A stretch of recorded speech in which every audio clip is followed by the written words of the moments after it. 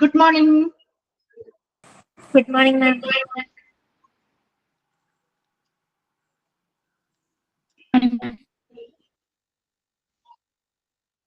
കഴിഞ്ഞ ക്ലാസ്സിൽ നമ്മൾ എവിടെ വരെ എടുത്തത്? പ്രിവാലൻസ് എടുത്തില്ലായിരുന്നോ? Types of prevalence എടുത്തു. ഏതാണ്? Types of prevalence. Okay.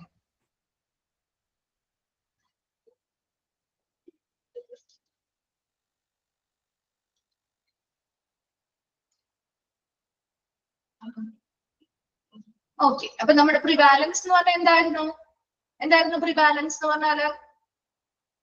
എന്താണ് ഒരു പ്രിവാലൻസ് ഓഫ് ഡിസീസ് എന്ന് പറഞ്ഞാൽ എന്തായിരുന്നു എന്ന് പറഞ്ഞേ? ഒരു പ്രിവാലൻസ് ഓഫ് ഡിസീസ് എന്ന് പറഞ്ഞാൽ എന്താ നിങ്ങൾക്ക് മനസ്സിലായത്? രോഗവ്യാപന നിരക്ക്. അതെ, രോഗവ്യാപന നിരക്ക്. അതായത് ഒരു പ്രത്യേക ടൈം പീരീഡ് നമ്മൾ അവിടെ പറയുന്നുണ്ട്. ആ ഒരു പ്രത്യേക ടൈം പീരീഡിലുള്ള രോഗവ്യാപന നിരക്ക്, എത്രത്തോളം രോഗങ്ങളാണ് അല്ലെങ്കിൽ ആ ഒരു വരുന്ന ആ ഒരു പർട്ടിക്കുലർ പോപ്പുലേഷനില് ആ ഒരു പർട്ടിക്കുലർ ടൈമില് എത്രത്തോളം ആളുകളെ ഒരു രോഗമോ അല്ലെങ്കിൽ ഒരു അവസ്ഥയോ ബാധിച്ചിട്ടുള്ള ഒരു വ്യക്തികളുടെ അനുപാതമാണ് നമ്മളിവിടെ പ്രിവാലൻസ് ഓഫ് ഡിസീസ് അല്ലെങ്കിൽ പ്രിവാലൻസ് റേറ്റ് എന്ന് പറഞ്ഞ് നമ്മൾ എടുക്കുന്നത്. അതിൽ നമ്മൾ ഓൾറെഡി പറഞ്ഞിട്ടുണ്ടായിരുന്നു, ടൈപ്സ് ഓഫ് പ്രിവാലൻസ് പറഞ്ഞിട്ടുണ്ടായിരുന്നു. 3 ടൈപ്സ് ഓഫ് പ്രിവാലൻസ് ആണുള്ളത് അല്ലെ? ഏതൊക്കെയായിരുന്നു 3 ടൈപ്പ്? ഏതൊക്കെയായിരുന്നു 3 ടൈപ്പ് പറഞ്ഞേ? Point prevalence, period prevalence, lifetime prevalence. Life prevalence. അപ്പൊ പോയിന്റ് പ്രിവാലൻസ് എന്ന് പറയുമ്പോൾ എന്തായിരിക്കും? എന്താണ് പോയിന്റ് പ്രിവാലൻസ് എന്ന് പറയുന്നത്? അപ്പൊ ഏതിൽ നിന്ന് തന്നെ കണക്ട് ചെയ്യാൻ പറ്റില്ല നിങ്ങൾക്ക്? ഒരു സർട്ടൻ ടൈം പറയുന്നുണ്ട്. ആ ഒരു സർട്ടൻ ടൈമില് അല്ലെങ്കിൽ ഒരു നിശ്ചിത അല്ലെങ്കിൽ ഒരു പ്രത്യേക ടൈമില് അവിടെ നടക്കുന്ന ഹെൽത്ത് ഇവന്റ്സിന്റെ അവിടെ അതുമായി ബന്ധപ്പെട്ട അല്ലെങ്കിൽ ആരോഗ്യ സംഭവങ്ങളുമായി ബന്ധപ്പെട്ടുണ്ടാവുന്ന പുതിയ പുതിയ കേസുകളുടെ എണ്ണം. അപ്പൊ അതിൽ നിങ്ങൾക്ക് ഒരു എക്സാമ്പിൾ എന്ത് പറയാൻ പറ്റും? അതായത് ഇപ്പോൾ ഏതെങ്കിലും ഒരു ഫ്ലൂ അല്ലെങ്കിൽ ഏതെങ്കിലും ഒരു ഇപ്പൊ കോവിഡ് വന്ന സമയത്ത് നമ്മൾ വാക്സിനേഷൻ എടുത്തിരുന്നു അല്ലെ? ഇപ്പൊ വാക്സിനുകൾ ഉപയോഗിക്കുന്നതാവാം. അപ്പൊ ആ ഒരു കോവിഡ് വന്ന സമയത്ത് എത്ര ആളുകള് ഈ കോവിഡ് വന്നിട്ടുള്ള ആ ഒരു സർട്ടൻ ടൈം നമ്മൾ അവിടെ പറയുന്നുണ്ട്. ആ ഒരു സർട്ടൻ ടൈമില് കോവിഡ് വന്നിട്ടുള്ള എത്ര ആളുകള് ഇതുമായി ബന്ധപ്പെട്ട് വാക്സിനുകൾ എടുത്തിട്ടുണ്ട് എന്നുള്ള കണക്ക് നമുക്ക് എടുക്കാം അല്ലെ? അതുപോലെ ആ സമയത്ത് എത്ര പേര് ഇതുമായി ബന്ധപ്പെട്ട് ആന്റിബയോട്ടിക്സ് യൂസ് ചെയ്തിട്ടുണ്ട്. അങ്ങനെയുള്ള ഓരോ കാര്യങ്ങളും ഒരു കൃത്യമായ സർട്ടൻ ടൈം ബന്ധപ്പെട്ട് നമ്മൾ എന്ത് ചെയ്യുന്നു? അവിടെ വന്നിരിക്കുന്ന പുതിയ പുതിയ കേസുകളുടെ നമ്പർ, അതാണ് പോയിന്റ് പ്രിവാലൻസ് എന്ന് പറയുന്നത്. ഇനി പീരിയഡ് പ്രിവാലൻസിൽ എങ്ങനെ പറയാമോ? ഇപ്പൊ നിങ്ങൾക്ക് ഒരു എക്സാമ്പിൾ പറഞ്ഞ ഇവിടെ ഒരു കൃത്യമായ ഒരു സമയം അല്ലെ, ഒരു കാലഘട്ടം പറയുന്നുണ്ട്. 12 മാസം അല്ലെങ്കിൽ എന്താണ് ഒരു പ്രത്യേകമായിട്ടുള്ള ഒരു കാലഘട്ടം. ഇവിടെ 12 മാസം വരെ ആവാം. അല്ലെങ്കിലോ ഇപ്പൊ നമ്മുടെ എന്താണ് ഒരു മഴക്കാലഘട്ടം അല്ലെ, കോൾഡ് സീസൺ. ആ ഒരു കോൾഡ് സീസൺ വന്നു കഴിഞ്ഞാല് അവിടെ എന്താ പ്രത്യേകത? ആ ഒരു സീസണിൽ എന്താണ് എന്തൊക്കെ രോഗങ്ങളാണ് കൂടുതലായിട്ട് ഉണ്ടാകുന്നത്? എന്തൊക്കെ രോഗങ്ങളായിരിക്കും? ഫീവർ ഉണ്ടാവും അല്ലെ, കോൾഡ് ഉണ്ടാവും. അപ്പൊ ആ ഒരു സ്പെസിഫിക് കാലഘട്ടത്തിൽ അല്ലെങ്കിൽ ആ ഒരു സീസണിൽ വരുന്ന രോഗങ്ങളല്ലേ ഇത്? അപ്പൊ ആ ഒരു രോഗങ്ങള് ആ ഒരു കാലഘട്ടത്തിൽ അല്ലെങ്കിൽ ആ ഒരു പ്രത്യേക ടൈം പീരീഡില് ഏതൊക്കെ രോഗങ്ങളാണ് കൂടുതൽ ഉണ്ടായിരിക്കുന്നത് അല്ലെങ്കിൽ അതുമായി ബന്ധപ്പെട്ടുണ്ടാവുന്ന കോൾഡ് ന്യൂ ആയിട്ടുള്ള കോൾഡ് കേസുകളുടെ എണ്ണം, ഫീവർ കേസുകളുടെ എണ്ണം, അതൊക്കെയാണ് നമ്മുടെ പീരിയഡ് പ്രിവാലൻസിൽ വരുന്നത്. എന്നാൽ ലൈഫ് ടൈം പ്രിവാലൻസിൽ വരുമ്പോഴെന്താ? ആ ഒരു ജീവിത കാലഘട്ടം അല്ലെങ്കിൽ ആ ഒരു മൊത്തത്തിലുള്ള ഒരു ലൈഫ് ടൈം ജീവിത കാലഘട്ടത്തിൽ ഉണ്ടാവുന്ന പുതിയ കേസുകൾ, രോഗങ്ങളുടെ പുതിയ കേസുകൾ. അപ്പൊ ഏതൊക്കെ വരാം? നമ്മുടെ ലൈഫ് ടൈം ഡിസീസുകളുമായി ബന്ധപ്പെട്ട് ഏതൊക്കെ വരാം? നിങ്ങളൊന്ന് ആലോചിച്ച് നോക്കിയേ.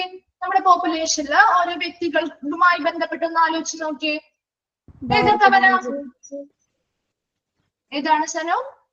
ഡയബറ്റിക്സ് വരാം. നമ്മുടെ ലൈഫ് സ്റ്റൈൽ ഡിസീസുകൾ അല്ലെ, BP അതുപോലെയുള്ള എല്ലാ രോഗങ്ങളും. അപ്പൊ അതൊക്കെ എന്താണ്? നമ്മുടെ ആ ഒരു ലൈഫ് ടൈമിലുള്ളതാണ്. അതുപോലെ ഡിപ്രഷൻസ് ഓരോ വ്യക്തികളെയും ബാധിക്കുന്ന, അവർ പെട്ടെന്ന് മാറാത്തതായിട്ടുള്ള ഒരു ലൈഫ് ടൈം ആയിട്ട് കൊണ്ടുപോകുന്ന അല്ലെങ്കിൽ അവരുടെ ജീവിത കാലഘട്ടത്തിൽ മുഴുവനും നമ്മൾ അവരെ കൊണ്ടുപോകുന്നതായിട്ടുള്ള അങ്ങനത്തെ പുതിയ പുതിയ കേസുകൾ വരുന്ന ഒരു പോപ്പുലേഷനിൽ വരുന്ന അങ്ങനെയുള്ള പുതിയ പുതിയ കേസുകളുടെ എണ്ണം, അതാണ് നമ്മുടെ ലൈഫ് ടൈം പ്രിവാലൻസ് എന്ന് പറയുന്നത്. ക്ലിയർ ആയോ ആ ടൈപ്സ് ഓഫ് പ്രിവാലൻസ്? ഓക്കെ അല്ലേ? ഓക്കെ. നെക്സ്റ്റ് നമ്മൾ പറഞ്ഞത് ഫോർമുല. എന്താണ്? പോയിന്റ് പ്രിവാലൻസിനെ മാത്രമാണ് നമുക്ക് ഇവിടെ ഒരു ഫോർമുല തന്നിരിക്കുന്നത്. എന്തായിരുന്നു formula? Number of cases in A defined population at one point of time. ഒരു കൃത്യമായിട്ടുള്ള ഒരു സമയം, ഒരു പർട്ടിക്കുലർ ടൈം പറയുന്നുണ്ട്. ആ ഒരു കൃത്യമായിട്ടുള്ള ആ ഒരു പോയിന്റ് ഓഫ് ടൈമില് അവിടെ ഡിഫൈൻഡ് പോപ്പുലേഷൻ, നമുക്ക് നിർണയിച്ചിട്ടുള്ള ആ ഒരു പോപ്പുലേഷനില് എത്രത്തോളം നമ്പർ ഓഫ് കേസസ് ആണ് പുതിയതായിട്ട് കണ്ടെത്തിയത്. Divided by the number of people in a defined population at the same point in time. അതേ സെയിം ടൈമില് അതേ സെയിം പോപ്പുലേഷനില് എത്ര നമ്പർ ഓഫ് പീപ്പിൾസ് ആണ് ഉണ്ടായിരുന്നത്. അതാണ് നമ്മുടെ പോയിന്റ് പ്രിവാലൻസ് കാണാനുള്ള ഫോർമുല. എപ്പോഴും ന്യൂമറേറ്ററിൽ എന്താണ് വരുന്നത്?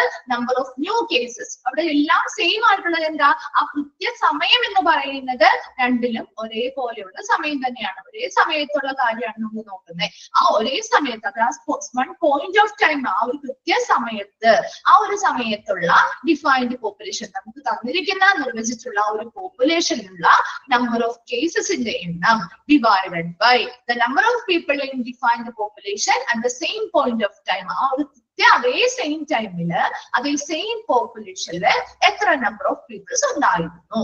ക്ലിയർ ആണോ ഫോർമുല? ഓക്കെ ആണോ? ഓക്കെ. നെക്സ്റ്റ് നമ്മൾ നോക്കാൻ പോകുന്നത് യൂസസ് ഓഫ് പ്രിവാലൻസ്. പ്രിവാലൻസിന്റെ യൂസസ് അല്ലെങ്കിൽ ഉപയോഗങ്ങളാണ്.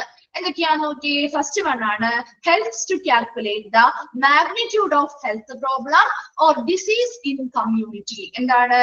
ജനസംഖ്യ അല്ലെ, നമ്മുടെ ആ ഒരു പോപ്പുലേഷൻ ഓഫ് പോപ്പുലേഷൻ എന്നാ പറയുന്നത്, ജനസംഖ്യയുടെ അനുപാതം. അപ്പൊ ജനസംഖ്യയുടെ അനുപാതത്തില് ഇപ്പൊ നമുക്ക് എന്താണ് നോക്കിയേ ഹെൽത്ത് പ്രോബ്ലംസ്, നമ്മുടെ ആരോഗ്യ പ്രശ്നങ്ങൾ അല്ലെ, ആരോഗ്യ പ്രശ്നങ്ങള്, ഡിസീസ് ഇൻ ദ കമ്മ്യൂണിറ്റി, സമൂഹത്തിലുള്ള രോഗം അല്ലെ, രോഗങ്ങളുടെ വ്യാപ്തി, ഇതെല്ലാം നമുക്ക് കൃത്യമായിട്ട് പ്രിവാലൻസ് ഉപയോഗിച്ചുകൊണ്ട് എന്ത് ചെയ്യാൻ പറ്റും? കാൽക്കുലേറ്റ് ചെയ്യാൻ പറ്റും. എന്താണ്? Helps to calculate the magnitude of health problem, ആരോഗ്യ പ്രശ്നങ്ങള്, അതുപോലെ ഡിസീസ് ഇൻ ദ കമ്മ്യൂണിറ്റി, നമ്മുടെ സമൂഹത്തിലുള്ള രോഗങ്ങളുടെ വ്യാപനം അല്ലെങ്കിൽ വ്യാപ്തി മുതലായ കാര്യങ്ങളെല്ലാം കൃത്യമായിട്ട് നമുക്ക് എന്ത് ചെയ്യാൻ പറ്റും?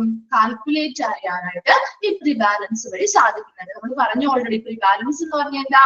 ഒരു കമ്മ്യൂണിറ്റിയിൽ അല്ലെങ്കിൽ ഒരു പോപ്പുലേഷനിൽ ഒരു ഡിസീസ് ബാധിച്ചവര് അല്ലെങ്കിൽ ഒരു അവസ്ഥ വന്നവര് അല്ലെ, അവരുടെ ആ ഒരു ബാധിച്ച വ്യക്തികളുടെ അനുപാതമാണ് പ്രിവാലൻസ് എന്ന് പറഞ്ഞാൽ. അപ്പൊ അങ്ങനെ അനുപാതം കാണുന്നത് വഴി നമുക്ക് അവിടെ ആ ഒരു പോപ്പുലേഷൻ അല്ലെങ്കിൽ കമ്മ്യൂണിറ്റിയിൽ ഉണ്ടാകുന്ന ഹെൽത്ത് പ്രോബ്ലംസിനെ കുറിച്ച് അറിയാൻ പറ്റും. അടുത്ത ഡിസീസിന്റെ വ്യാപന നിരക്ക് എങ്ങനെയാണെന്ന് അറിയാൻ പറ്റും. അതൊക്കെ നമുക്ക് ഇതുവഴി കാൽക്കുലേറ്റ് ചെയ്യാനായിട്ട് സാധിക്കും. അതാണ് ഒന്നാമത്തെ ഉപയോഗം. രണ്ടാമതായി പറയുന്നത് identify potential high risk populations, ഏറ്റവും നല്ല ഉയർന്ന അപകട സാധ്യതയുള്ള ജനവിഭാഗങ്ങളെ തിരിച്ചറിയാനായിട്ട് സാധിക്കുന്നു. എന്താണ് ഉദ്ദേശിക്കുന്നത്? ഇപ്പൊ ഒരു പോപ്പുലേഷനിൽ നമുക്ക് ആ ഒരു പ്രിവാലൻസ് റേറ്റ്, എത്രത്തോളം ആളുകളെ ആ രോഗം ബാധിച്ചിട്ടുണ്ട് എന്നുള്ള ഒരു പ്രൊപ്പോർഷൻസ് അല്ലെങ്കിൽ അനുപാതം അല്ലെങ്കിൽ കാൽക്കുലേഷൻസ് നടത്തുന്നത് വഴി ആ പോപ്പുലേഷൻ എത്രത്തോളം റിസ്കിലാണ്, അപകട സാധ്യത എത്രത്തോളം ഉണ്ട്. അപ്പൊ നമുക്ക് ആ ഒരു പോപ്പുലേഷൻ എടുക്കുമ്പോൾ അതിൽ ഭൂരിഭാഗം പേരും ഈ പറയുന്ന ഡിസീസുകൾ അവർക്ക് ബാധിച്ചിട്ടുണ്ടെങ്കിൽ ആ ഒരു പോപ്പുലേഷൻ എന്താണ്? ഹൈ റിസ്ക് പോപ്പുലേഷൻ ആണ്, ഏറ്റവും കൂടുതൽ അപകട സാധ്യതയുള്ള പോപ്പുലേഷൻ ആണ്. അപ്പൊ അങ്ങനെയുള്ള പോപ്പുലേഷനെ കണ്ടെത്താനും അപ്പൊ അതിനനുസരിച്ച് നമുക്ക് എന്ത് ചെയ്യാൻ പറ്റണം? ആവശ്യമായിട്ടുള്ള മെഷേഴ്സ്, അവർക്ക് ആ ഒരു ഡിസീസിൽ നിന്ന് സുഖം പ്രാപിക്കാനായിട്ടുള്ള മെഷേഴ്സ്, കാര്യങ്ങൾ നമ്മൾ അവിടെ എടുക്കണം. അപ്പൊ അതിനുവേണ്ടി ആ ഒരു ഹൈ റിസ്ക് ആയിട്ടുള്ള ഏറ്റവും ഉയർന്ന അപകട സാധ്യതയുള്ള ജനവിഭാഗങ്ങളുള്ള പോപ്പുലേഷൻസിനെ തിരിച്ചറിയാനായിട്ട്, ഐഡന്റിഫൈ ചെയ്യാനായിട്ട് നമുക്ക് ഈ പ്രിവാലൻസ് ഉപയോഗിക്കുന്നത് വഴി സാധിക്കുന്നുണ്ട്. മൂന്നാമതായിട്ട് പറയുന്നത് useful for administrative and planning purposes. എന്താണ്? ഭരണപരമായിട്ടും അതുപോലെ ആസൂത്രണപരമായിട്ടുമുള്ള പർപ്പസുകൾക്ക് അല്ലെങ്കിൽ ഉദ്ദേശങ്ങൾക്കായിട്ട് നമുക്കിത് ഉപയോഗപ്രദമാക്കാവുന്നതാണ്. എന്താണ് ഉദ്ദേശിക്കുന്നത്? നമുക്കറിയാം പോപ്പുലേഷൻസ് വളരെ ഹൈ റിസ്ക് ഉള്ള പോപ്പുലേഷൻസ് അല്ലെങ്കിൽ ഒരു പോപ്പുലേഷനെ നമ്മൾ കൺസിഡർ ചെയ്യുമ്പോൾ അവിടെ ഒരുപാട് രോഗങ്ങളുണ്ട്, ഒരുപാട് പേർക്ക് ഈ പറയുന്ന രോഗങ്ങൾ ബാധിച്ചിട്ടുണ്ട് എന്ന് മനസ്സിലാവുകയാണെങ്കിൽ അവരെന്ത് ചെയ്യണം? ആ രോഗങ്ങളിൽ നിന്ന് മുക്തരാക്കണം. അപ്പൊ അതിനു വേണ്ടിയിട്ട് ഭരണപരമായിട്ടുള്ള പ്രവർത്തനങ്ങൾ ഒരുപാട് കാര്യങ്ങൾ ചെയ്യാനുണ്ട്. അഡ്മിനിസ്ട്രേറ്റീവ് ആയിട്ടുള്ള കുറെ കാര്യങ്ങൾ. അതുപോലെ തന്നെ പ്ലാനിങ്ങുകൾ, ഇത് എങ്ങനെ ഇവർ ഇതിൽ നിന്ന് റിക്കവർ ആക്കാനായിട്ടുള്ള കുറെ പ്ലാനിങ്ങുകൾ അല്ലെങ്കിൽ ആസൂത്രണങ്ങൾ ചെയ്യണം അല്ലെ. ഈ പറയുന്ന എല്ലാ പർപ്പസുകൾക്കും അല്ലെങ്കിൽ ഉദ്ദേശങ്ങൾക്കും വേണ്ടിയിട്ട് നമുക്ക് ഈ ഒരു പ്രിവാലൻസ് റേറ്റുകൾ എടുക്കുന്നത് വഴി സാധിക്കുന്നുണ്ട് എന്നാ പറഞ്ഞത്. അപ്പൊ എന്തൊക്കെയാണ് യൂസസ് ഓഫ് പ്രിവാലൻസിൽ പറഞ്ഞത്? ഫസ്റ്റ് നമ്മൾ പറഞ്ഞത് helps to calculate the magnitude of health problem or disease in the community. ഒരു കമ്മ്യൂണിറ്റിയിലെ അല്ലെങ്കിൽ സമൂഹത്തിലെ ആരോഗ്യ പ്രശ്നങ്ങളെ കുറിച്ച് അല്ലെങ്കിൽ അവിടുത്തെ ഡിസീസ് അല്ലെങ്കിൽ രോഗത്തിന്റെ വ്യാപനം അല്ലെങ്കിൽ വ്യാപ്തി എത്രത്തോളം ഉണ്ടെന്നൊക്കെ കാൽക്കുലേറ്റ് ചെയ്യാനായിട്ട് അല്ലെങ്കിൽ കണക്ക് കൂട്ടാനായിട്ട് നമുക്ക് ഈ ഒരു പ്രിവാലൻസ് റേറ്റ് എടുക്കുന്നത് വഴി സാധിക്കുന്നുണ്ട്. രണ്ടാമതായി പറഞ്ഞത് identify potential risk high risk populations, ഏറ്റവും ഉയർന്ന അപകട സാധ്യതയുള്ള പോപ്പുലേഷൻസ് അല്ലെങ്കിൽ ജനവിഭാഗങ്ങളെ തിരിച്ചറിയാനായിട്ട് ഇതുവഴി സഹായിക്കുന്നുണ്ട്. മൂന്നാമതായി പറയുന്നത് useful for administrative and planning purpose. അപ്പൊ ഇങ്ങനെയുള്ള അപകട സാധ്യതയുള്ള പോപ്പുലേഷനെ തിരിച്ചറിയുകയും ഓരോ ജനങ്ങളെയും അതിൽ നിന്ന് മുക്തരാക്കുന്നതിന് വേണ്ടി അല്ലെങ്കിൽ ആ ഒരു ഡിസീസുകളിൽ നിന്ന് അവരെ മോചിപ്പിക്കുന്നതിന് വേണ്ടിയിട്ട് ആവശ്യമായിട്ടുള്ള ഭരണപരമായിട്ടുള്ള കുറെ കാര്യങ്ങൾ ചെയ്യാനുണ്ട്. അതുപോലെ പല രീതിയിലുള്ള ആസൂത്രണങ്ങൾ പ്ലാൻ ചെയ്ത് ഒരുപാട് കാര്യങ്ങൾ നടപ്പിലാക്കാനുണ്ട്. അപ്പൊ ഇങ്ങനെയുള്ള എല്ലാ ഉദ്ദേശങ്ങൾക്കും അല്ലെങ്കിൽ പർപ്പസുകൾക്കും വേണ്ടിയിട്ട് ഈ പറയുന്ന പ്രിവാലൻസ് റേറ്റ് എടുക്കുന്നത് വഴി വളരെ പ്രയോജനപ്രദമാണ്. കിട്ടിയോ? യൂസസ് ഓഫ് പ്രിവാലൻസ് ക്ലിയർ ആണോ?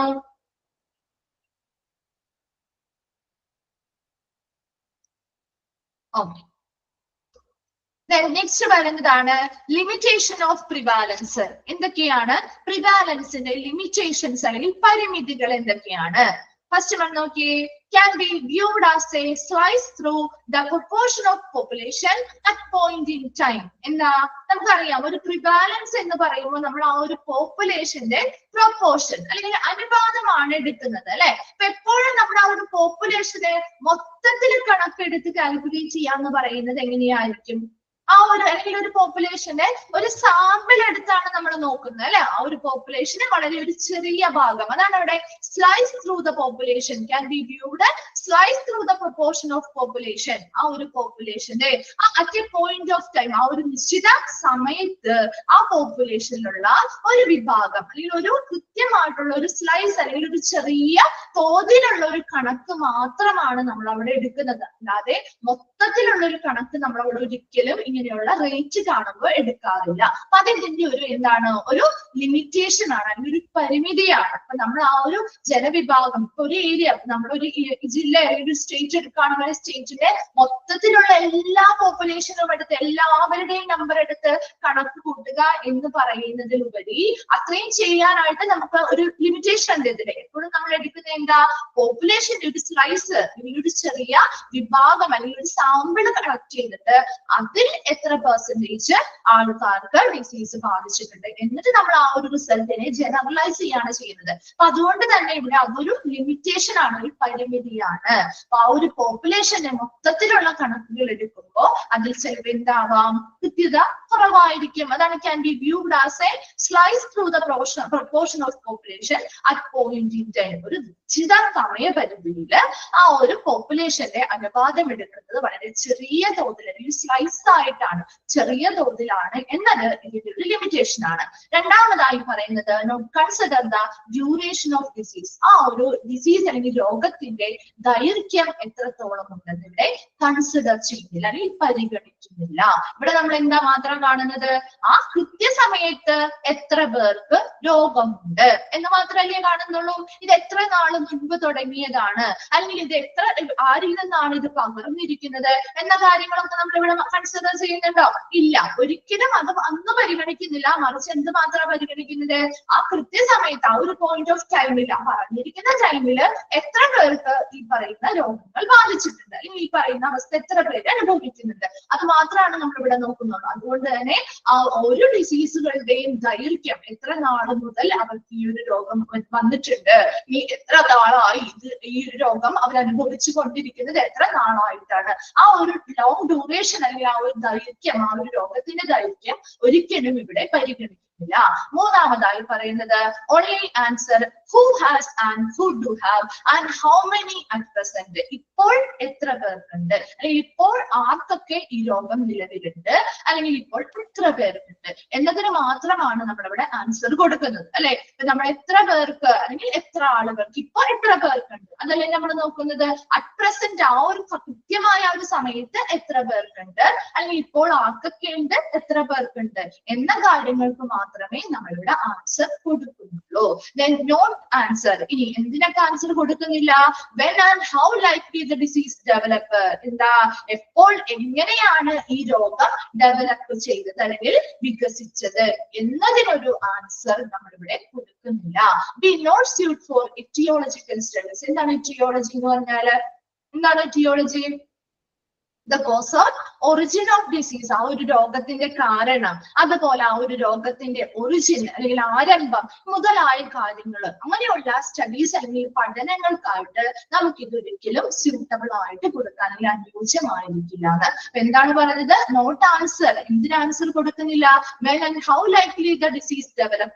എപ്പോൾ എങ്ങനെയാണ് ഈ രോഗം ഡെവലപ്പ് ചെയ്തത് അല്ലെങ്കിൽ വ്യാപിച്ചത് അല്ലെങ്കിൽ എന്താണ് ഡെവലപ്പ് ചെയ്തത് അല്ലെങ്കിൽ വികസിച്ചത് എന്നതിനൊരു ഉത്തരം നമുക്ക് പ്രിവാലൻസ് റേറ്റ് എടുക്കുന്നതിലൂടെ കിട്ടുന്നില്ല. And B not suit for aetiological studies. ആ ഒരു രോഗത്തിന്റെ കാരണം എന്താണ്, രോഗം വരാനായിട്ടുള്ള കാരണം, അതിന്റെ ഒറിജിൻ പോലെയുള്ള അങ്ങനെയുള്ള പഠനങ്ങൾക്കൊന്നും ഈ പറയുന്ന പ്രിവാലൻസ് റേറ്റുകളോ ഒരിക്കലും അനുയോജ്യമല്ല.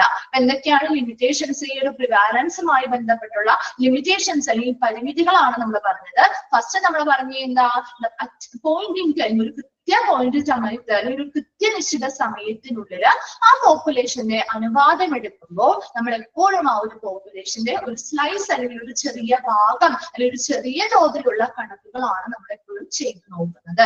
അതിലൂടെയാണ് നമ്മൾ ആ അനുപാതം കണ്ടെത്തുന്നത്. അതുകൊണ്ട് തന്നെ അവിടെ നമ്മൾ പിന്നീട് ആ കിട്ടുന്ന റിസൾട്ടിനെ നമ്മൾ ജനറലൈസ് ചെയ്യാണ്, സാമാന്യവൽക്കരിക്കുകയാണ് ചെയ്യുന്നത്. അല്ലാതെ ഒരിക്കലും ആ മൊത്തത്തിലുള്ള പോപ്പുലേഷനെ എല്ലാം മൊത്തത്തിലെടുത്തുള്ള ഒരു കണക്കല്ല നമ്മൾ അവിടെ നോക്കുന്നത്. അത് ഇതിന്റെ ഒരു ലിമിറ്റേഷൻ ആണ്. രണ്ടാമതായി പറയുന്നത് consider the duration of disease. ആ ഒരു രോഗത്തിന്റെ ദൈർഘ്യം, എത്ര നാൾ മുതൽ ആ ഒരു രോഗം നിലവിലുണ്ട്, അല്ലെങ്കിൽ എപ്പോഴാണ് അത് ആരംഭിച്ചത് മുതലായിട്ടുള്ള ഒരു കാര്യങ്ങളും നമ്മളിവിടെ പരിഗണിക്കപ്പെടുന്നില്ല. മൂന്നാമതായി പറഞ്ഞത് only ആൻസർ കൊടുക്കുന്ന എന്തിനാ, ആ കൃത്യസമയത്ത് ആ ടൈം പീരീഡില് നോക്കുന്ന ആ ഒരു ടൈം പീരീഡിനുള്ളിൽ എത്ര പേർക്കുണ്ട്, ഇപ്പോൾ ആർക്കൊക്കെയുണ്ട്, എത്ര പേർക്കുണ്ട് എന്നുള്ള കാര്യങ്ങൾക്ക് മാത്രമേ അവിടെ ആൻസർ കൊടുക്കുന്നുള്ളൂ. ദെൻ അതുപോലെ എന്തിനൊക്കെ ആൻസർ കൊടുക്കുന്നില്ല, എപ്പോൾ എങ്ങനെയാണ് ഈ രോഗം ഡെവലപ്പ് ചെയ്തത്, ഈ വികസിച്ചത് എന്നതിനുള്ള ഒരു ഉത്തരവും ഇതുവഴി കൊടുക്കപ്പെടുന്നില്ല. ആൻഡ് എറ്റിയോളജിക്കൽ സ്റ്റഡീസ്, നമ്മുടെ ആ ഒരു രോഗത്തിന്റെ കാരണം എന്താണ്, രോഗം വരാനായിട്ടുള്ള കാരണം, അതുപോലെ രോഗത്തിന്റെ ഒറിജിൻ, ഡിസീസിന്റെ ഒറിജിൻ മുതലായ കാര്യങ്ങളെ കുറിച്ചുള്ള പഠനങ്ങൾക്കൊന്നും ഇത് നമുക്ക് ഒരിക്കലും അനുയോജ്യമായിരിക്കില്ല. കിട്ടിയോ ലിമിറ്റേഷൻ ഓഫ് പ്രിവാലൻസ്? ക്ലിയർ ആണോ?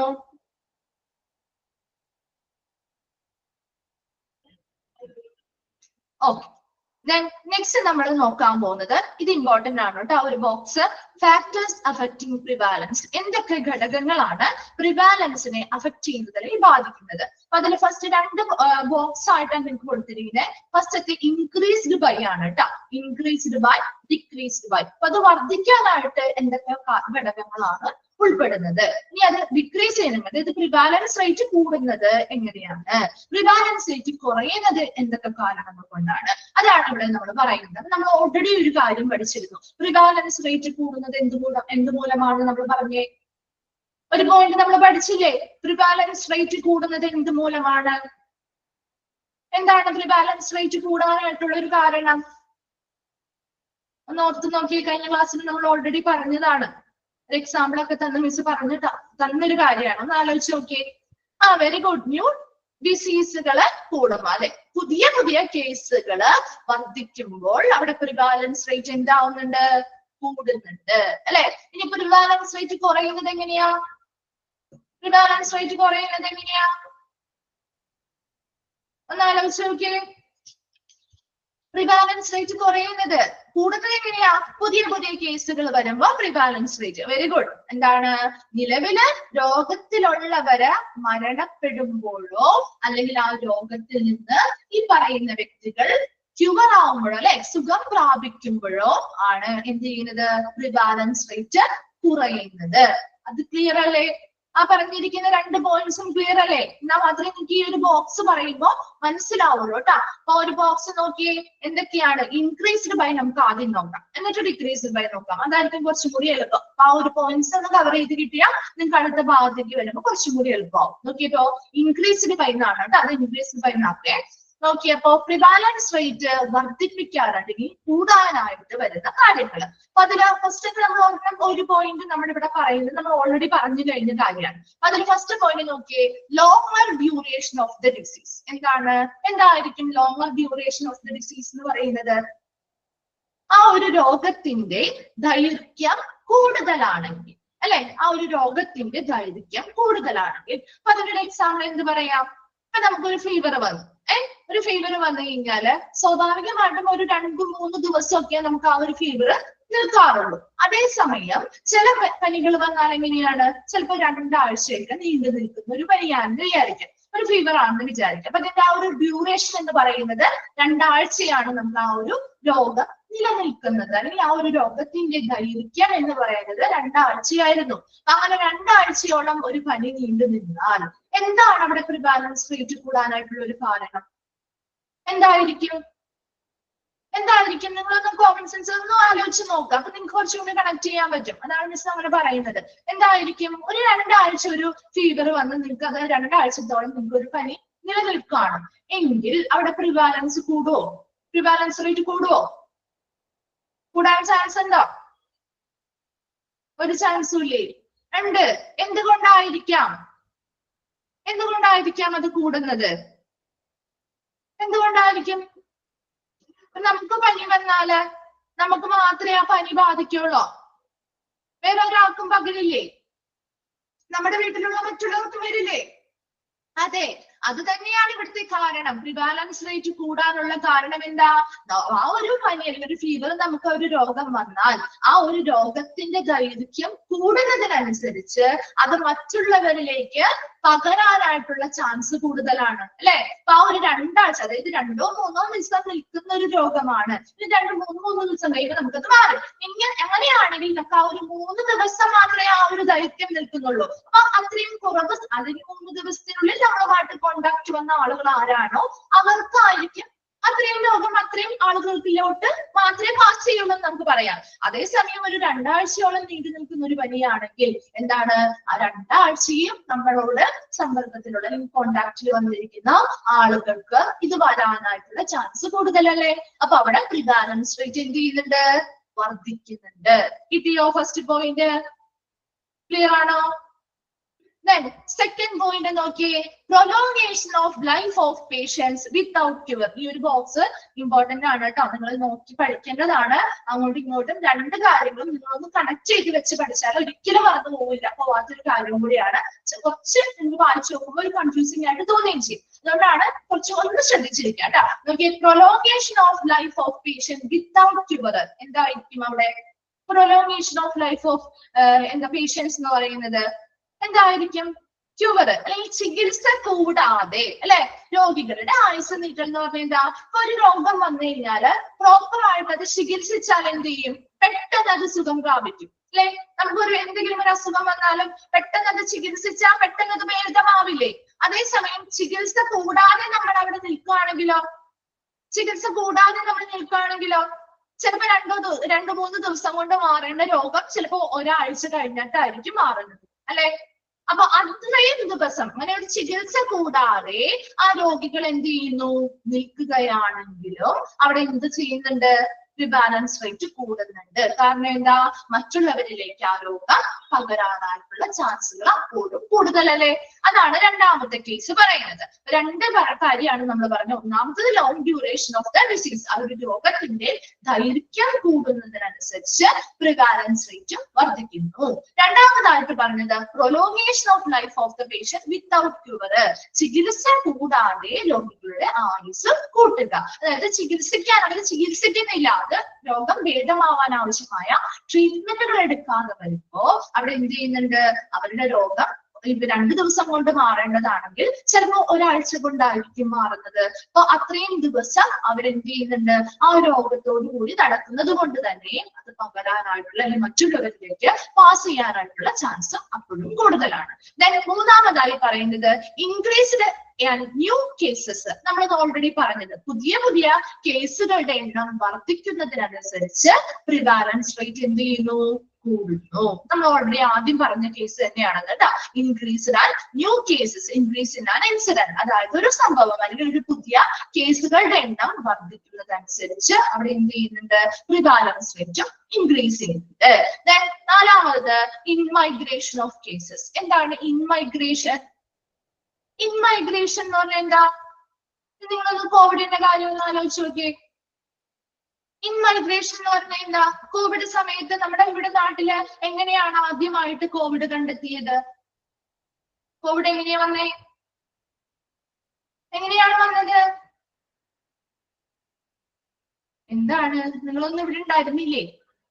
പുറത്തു നിന്നും അല്ലേ, മറ്റു കൺട്രീസിൽ നിന്നും. അതാണ് ഇവിടെ ഇൻമൈഗ്രേഷൻ ഓഫ് കേസസ്. എന്താ, പുറത്തു നിന്നുള്ള ആളുകള് നമ്മുടെ ഇവിടേക്ക് മൈഗ്രേറ്റ് ചെയ്ത് വരുമ്പോൾ അല്ലെങ്കിൽ കുടിയേറ്റം ചെയ്യുമ്പോൾ, അപ്പോ ഓൾറെഡി അവർക്ക് രോഗമുണ്ടായിട്ടുള്ള ആളുകൾ കേട്ടോ, അതാണ് ഇവിടെ ഇൻമൈഗ്രേഷൻ ഓഫ് കേസസ് എന്നത് ഉദ്ദേശിക്കുന്നത്.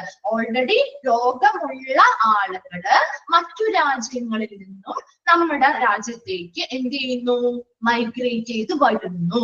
അതാണ് അവിടെ ഉദ്ദേശിക്കുന്നത്. അപ്പോഴും എന്ത് ചെയ്യുന്നുണ്ട് അല്ലെ, കോവിഡ് സമയത്ത് നിങ്ങളൊന്ന് ആലോചിച്ച് നോക്കിയാൽ നമ്മുടെ നാട്ടിൽ ആർക്കും ഉണ്ടായിരുന്നില്ല. പക്ഷെ പുറത്തു നിന്ന് വന്ന ആളുകൾക്ക് ഈ രോഗം ഉണ്ടായത് കൊണ്ട് തന്നെ ഇവിടെ എന്ത് ചെയ്തു, ഇവിടെ വന്നു കഴിഞ്ഞപ്പോ ഒത്തിരി പേരിലേക്ക് അത് പകർന്നു കൊടുത്തു അല്ലെ. അപ്പൊ അവിടെ പ്രിവാലൻസ് റേറ്റ് കൂടുന്നില്ലേ? ക്ലിയർ ആയോ? ആ സെന്റൻസ് എന്താണെന്നുള്ളത് മനസ്സിലായോ? നെക്സ്റ്റ് എന്താ, ഔട്ട് മൈഗ്രേഷൻ ഓഫ് ഹെൽത്തി. എന്താ, ആരോഗ്യമുള്ള ആളുകള് ഇവിടെ നിന്ന് മൈഗ്രേറ്റ് ചെയ്ത് പുറത്തേക്ക് പോകുന്നു. ഇപ്പൊ എന്താ ഉദ്ദേശിക്കുന്നത്? ആ ഒരു രോഗമുള്ള ആളുകൾ പോകുന്നതല്ല അങ്ങോട്ട് ഉദ്ദേശിക്കുന്നത്. ആരോഗ്യമുള്ള ഹെൽത്തി ആയിട്ടുള്ള ആളുകൾ എന്ത് ചെയ്യുന്നു, ഇവിടെ നിന്ന് മൈഗ്രേറ്റ് ചെയ്ത് പുറത്തേക്ക് പോകുന്നു. ആരോഗ്യമുള്ള ആളുകളുടെ പ്രത്യേകത എന്താ, അവർക്ക് ഒരുവിധപ്പെട്ട എല്ലാ രോഗങ്ങളും ചെറുത്ത് നിൽക്കാനുള്ള ഒരു പ്രതിരോധ ശക്തി ഉണ്ടാവും അല്ലെ. അതേസമയം ഹെൽത്തി ആയിട്ടുള്ള ആളുകളൊക്കെ നമ്മുടെ ഇവിടെ നിന്ന് മൈഗ്രേറ്റ് ചെയ്ത് പുറം രാജ്യങ്ങളിലേക്ക് പോവാണ്. അപ്പൊ നമ്മുടെ ഇവിടെ ഉള്ള ആളുകൾക്ക് അത്രയും അൺഹെൽത്തി ആയിട്ടുള്ളവരാണെങ്കിൽ അവർക്ക് രോഗം വരാനായിട്ടുള്ള ചാൻസ് കൂടുതലല്ലേ, പെട്ടെന്ന് രോഗങ്ങൾ ബാധിക്കാനായിട്ടുള്ള ചാൻസ് കൂടുതലല്ലേ. അതാണ് അവിടെ ഔട്ട് മൈഗ്രേഷൻ ഓഫ് ഹെൽത്തി എന്നതുകൊണ്ട് ഉദ്ദേശിക്കുന്നത്. ആരോഗ്യമുള്ള ആളുകള് ഇവിടെ നിന്ന് മൈഗ്രേറ്റ് ചെയ്ത് പുറത്തേക്ക് പോകുന്നത് കൊണ്ടോ ഇവിടെ എന്താണ്, ആരോഗ്യമുള്ള ആളുകളുടെ എണ്ണം കുറവാണ്. അപ്പൊ അവിടെ പെട്ടെന്ന് രോഗങ്ങൾ ബാധിക്കാനായിട്ടുള്ള ചാൻസുകൾ കൂടുതലാണ്. നെക്സ്റ്റ് നോക്കിയേ, ഇൻമൈഗ്രേഷൻ ഓഫ് സസെപ്റ്റബിൾ പീപ്പിൾ. എന്താ സസെപ്റ്റബിൾ പീപ്പിൾ എന്ന് പറഞ്ഞാല് രോഗസാധ്യതയുള്ള ആളുകളുടെ കുടിയേറ്റം. അതാണ് ഇൻമൈഗ്രേഷൻ ഓഫ് സസെപ്റ്റബിൾ പീപ്പിൾ എന്ന് പറയുന്നത്. രോഗസാധ്യതയുള്ളത്, അവർക്ക് ഓൾറെഡി രോഗമില്ല എന്നാൽ പോലും അവർ രോഗമുള്ളവരുമായിട്ട് സമ്പർക്കത്തിൽ ഏർപ്പെട്ടിട്ടുണ്ടാവും അല്ലെങ്കിൽ കോണ്ടാക്റ്റിൽ വന്നിട്ടുള്ളവരായിരിക്കും. അവർക്ക് രോഗസാധ്യത ഉണ്ട്, രോഗം വരാനായിട്ടുള്ളൊരു സാധ്യത ഉള്ളവരാണ് സസെപ്റ്റബിൾ പീപ്പിൾ എന്ന് പറയുന്നത്. അങ്ങനെ രോഗസാധ്യത ഉള്ളവര് നമ്മുടെ നാട്ടിലേക്ക് കൂടുതൽ കുടിയേറ്റം ചെയ്യുമ്പോൾ നാട്ടിലേക്ക് ഇങ്ങോട്ട് വരുന്ന സമയത്ത് ഇൻമൈഗ്രേറ്റ് ചെയ്യാണ്, ഇങ്ങോട്ട് കുടിയേറുന്ന സമയത്തും ഇവിടെ എന്ത് വരാറുണ്ട്, പ്രിവാലൻസ് റേറ്റ് വർദ്ധിക്കുക. ലാസ്റ്റ് വണ്ണാണ് ഇംപ്രൂവ്ഡ് ഡയഗ്നോസ്റ്റിക് ഫെസിലിറ്റി. എന്താണ് ഇംപ്രൂവ്ഡ് ഡയഗ്നോസ്റ്റിക് ഫെസിലിറ്റി എന്ന് പറഞ്ഞാൽ മെച്ചപ്പെട്ട രോഗനിർണയ സൗകര്യങ്ങൾ. ബെറ്റർ റിപ്പോർട്ടിംഗ് ആയിരിക്കും അല്ലെ. നമ്മുടെ കോവിഡ് വന്ന സമയത്ത് നമുക്ക് എന്തോരം ഫെസിലിറ്റികളായിരുന്നു അല്ലെ, അത് കണ്ടെത്താനായിട്ട് ഇല്ലേ. വീട്ടിലിരുന്നവരെ നമുക്ക് ടെസ്റ്റ് ചെയ്ത് നോക്കി കണ്ടെത്താൻ പറ്റുമായിരുന്നില്ലേ? ആണോ? അതെ. അപ്പൊ അതുപോലെയുള്ള ഫെസിലിറ്റികൾ, അതായത് രോഗനിർണയം നടത്താനായിട്ടുള്ള മെച്ചപ്പെട്ട സംവിധാനങ്ങൾ അല്ലെങ്കിൽ സേവനങ്ങൾ കൊണ്ടുവന്നപ്പോ എന്താണ്, പണ്ട് കാലത്തേക്കാൾ അപേക്ഷിച്ച് നമുക്കിപ്പോ നോക്കുമ്പോൾ ഒരുപാട് ഫെസിലിറ്റികൾ നമ്മുടെ രോഗനിർണയം നടത്താനായിട്ട് നമ്മുടെ നാട്ടിൽ ഇപ്പോൾ നിലവിലുണ്ട് അല്ലെ. അപ്പൊ അതുകൊണ്ട് തന്നെ എന്താണ്, ഒരു രോഗം വന്നാൽ നമുക്ക് എങ്ങനെയാണ്, എത്ര പേർക്ക് അത് ബാധിച്ചു എന്നൊക്കെ പെട്ടെന്ന് നമുക്ക് എന്ത് ചെയ്യാൻ പറ്റും, കണ്ടെത്താനായിട്ട് സാധിക്കും. അപ്പൊ അങ്ങനെ ഒരു നല്ല മികച്ച ഡയഗ്നോസ്റ്റിക് ഫെസിലിറ്റികൾ കൊണ്ടുവന്നപ്പോഴും അതുവഴി എന്താണ്, ഒരുപാട് പേര് പുതിയ പുതിയ കേസുകൾ റിപ്പോർട്ട് ചെയ്യാൻ തുടങ്ങി. ഇന്ന അസുഖങ്ങൾ ഉണ്ടെന്ന് പെട്ടെന്ന് കണ്ടുപിടിക്കാനായിട്ട് സാധിക്കുന്നുണ്ട്. അപ്പോഴും ഈ പ്രിവാലൻസ് റേറ്റ് എന്ത് ചെയ്യുന്നുണ്ട്, വർദ്ധിക്കുന്നുണ്ട്. അപ്പൊ ആ ഒരു ഇൻക്രീസ്ഡ് ബൈ ഒന്ന് വേഗം വായിച്ചു നോക്കി. ഏതെങ്കിലും പോയിന്റ്സ് ഡൗട്ട് ഉണ്ടെങ്കിൽ മിസ്സിനോട് ചോദിക്കാം കേട്ടോ.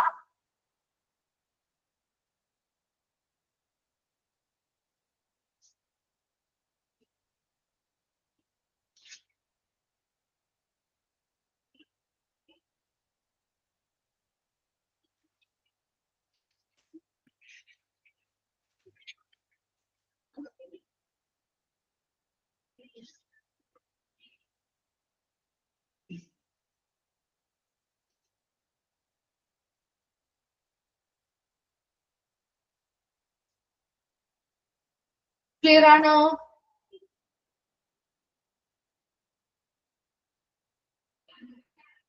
ഓക്കെ. ദെൻ ഇനി നിങ്ങൾ ഡിക്രീസ്ഡ് ബൈ നോക്കി.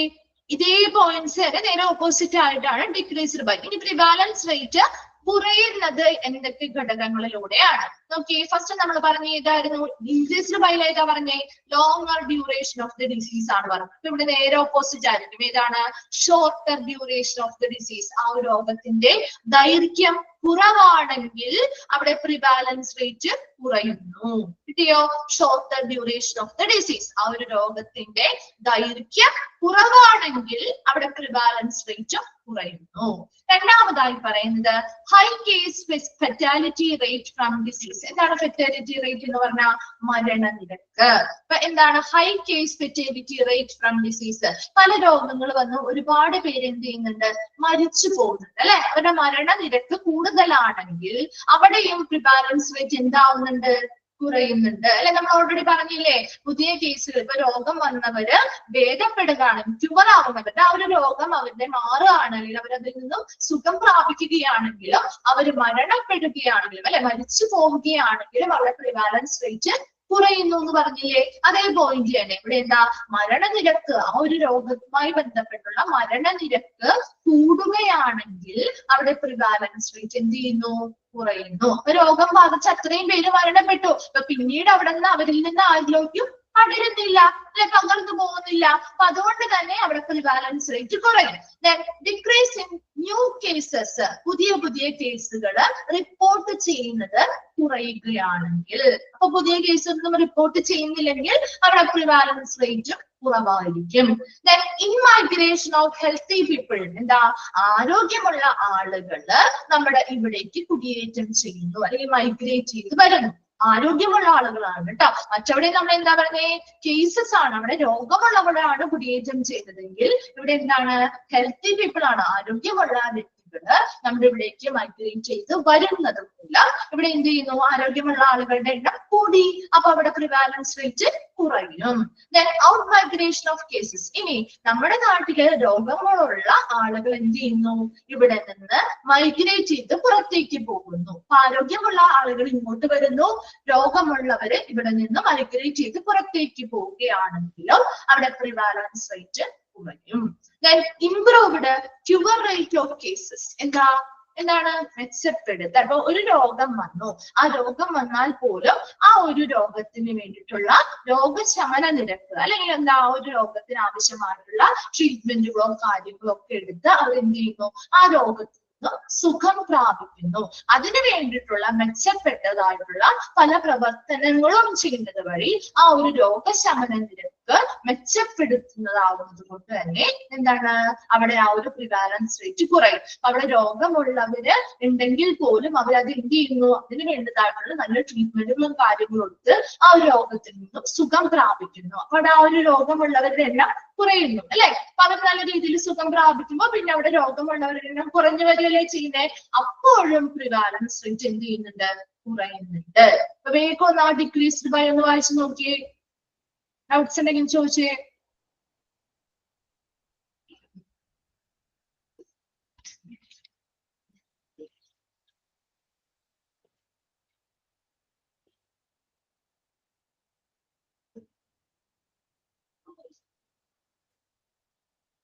സെക്കൻഡ് പോയിന്റോ? High case fatality rate from disease എന്ന് പറഞ്ഞാൽ എന്താ? അവിടെ ആ ഒരു മരണനിരക്കാണ്. അതായത് ഡിസീസ്, ഇപ്പൊ ഒരു രോഗം വന്നു, ഇപ്പൊ നമ്മുടെ കോവിഡ് വന്ന സമയത്ത് ഒരുപാട് പേര് കോവിഡ് മൂലം മരണപ്പെട്ടില്ലേ? ഇല്ലേ, മരിച്ചുപോയില്ലേ? അപ്പൊ ഏതാണോ ആ ഒരു രോഗം, ആ ഒരു രോഗത്തിന്റെമായി ബന്ധപ്പെട്ടുള്ള പ്രിവാലൻസ് റേറ്റ് അല്ലേ നമ്മൾ നോക്കുന്നത്. അപ്പൊ ആ ഒരു രോഗവുമായി ബന്ധപ്പെട്ട് മരണനിരക്ക് കൂടുതലാണ്.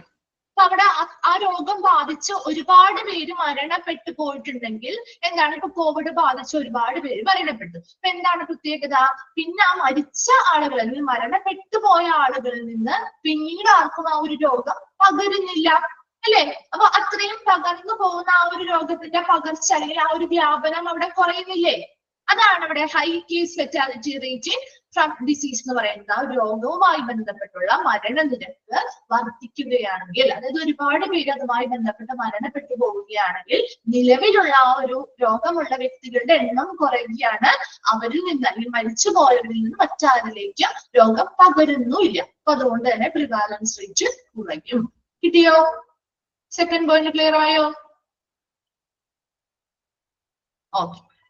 വേറെ ഏതെങ്കിലും പോയിന്റ്സ് ഡൗട്ട് ഉണ്ടോ? ഓക്കെ ആണോ?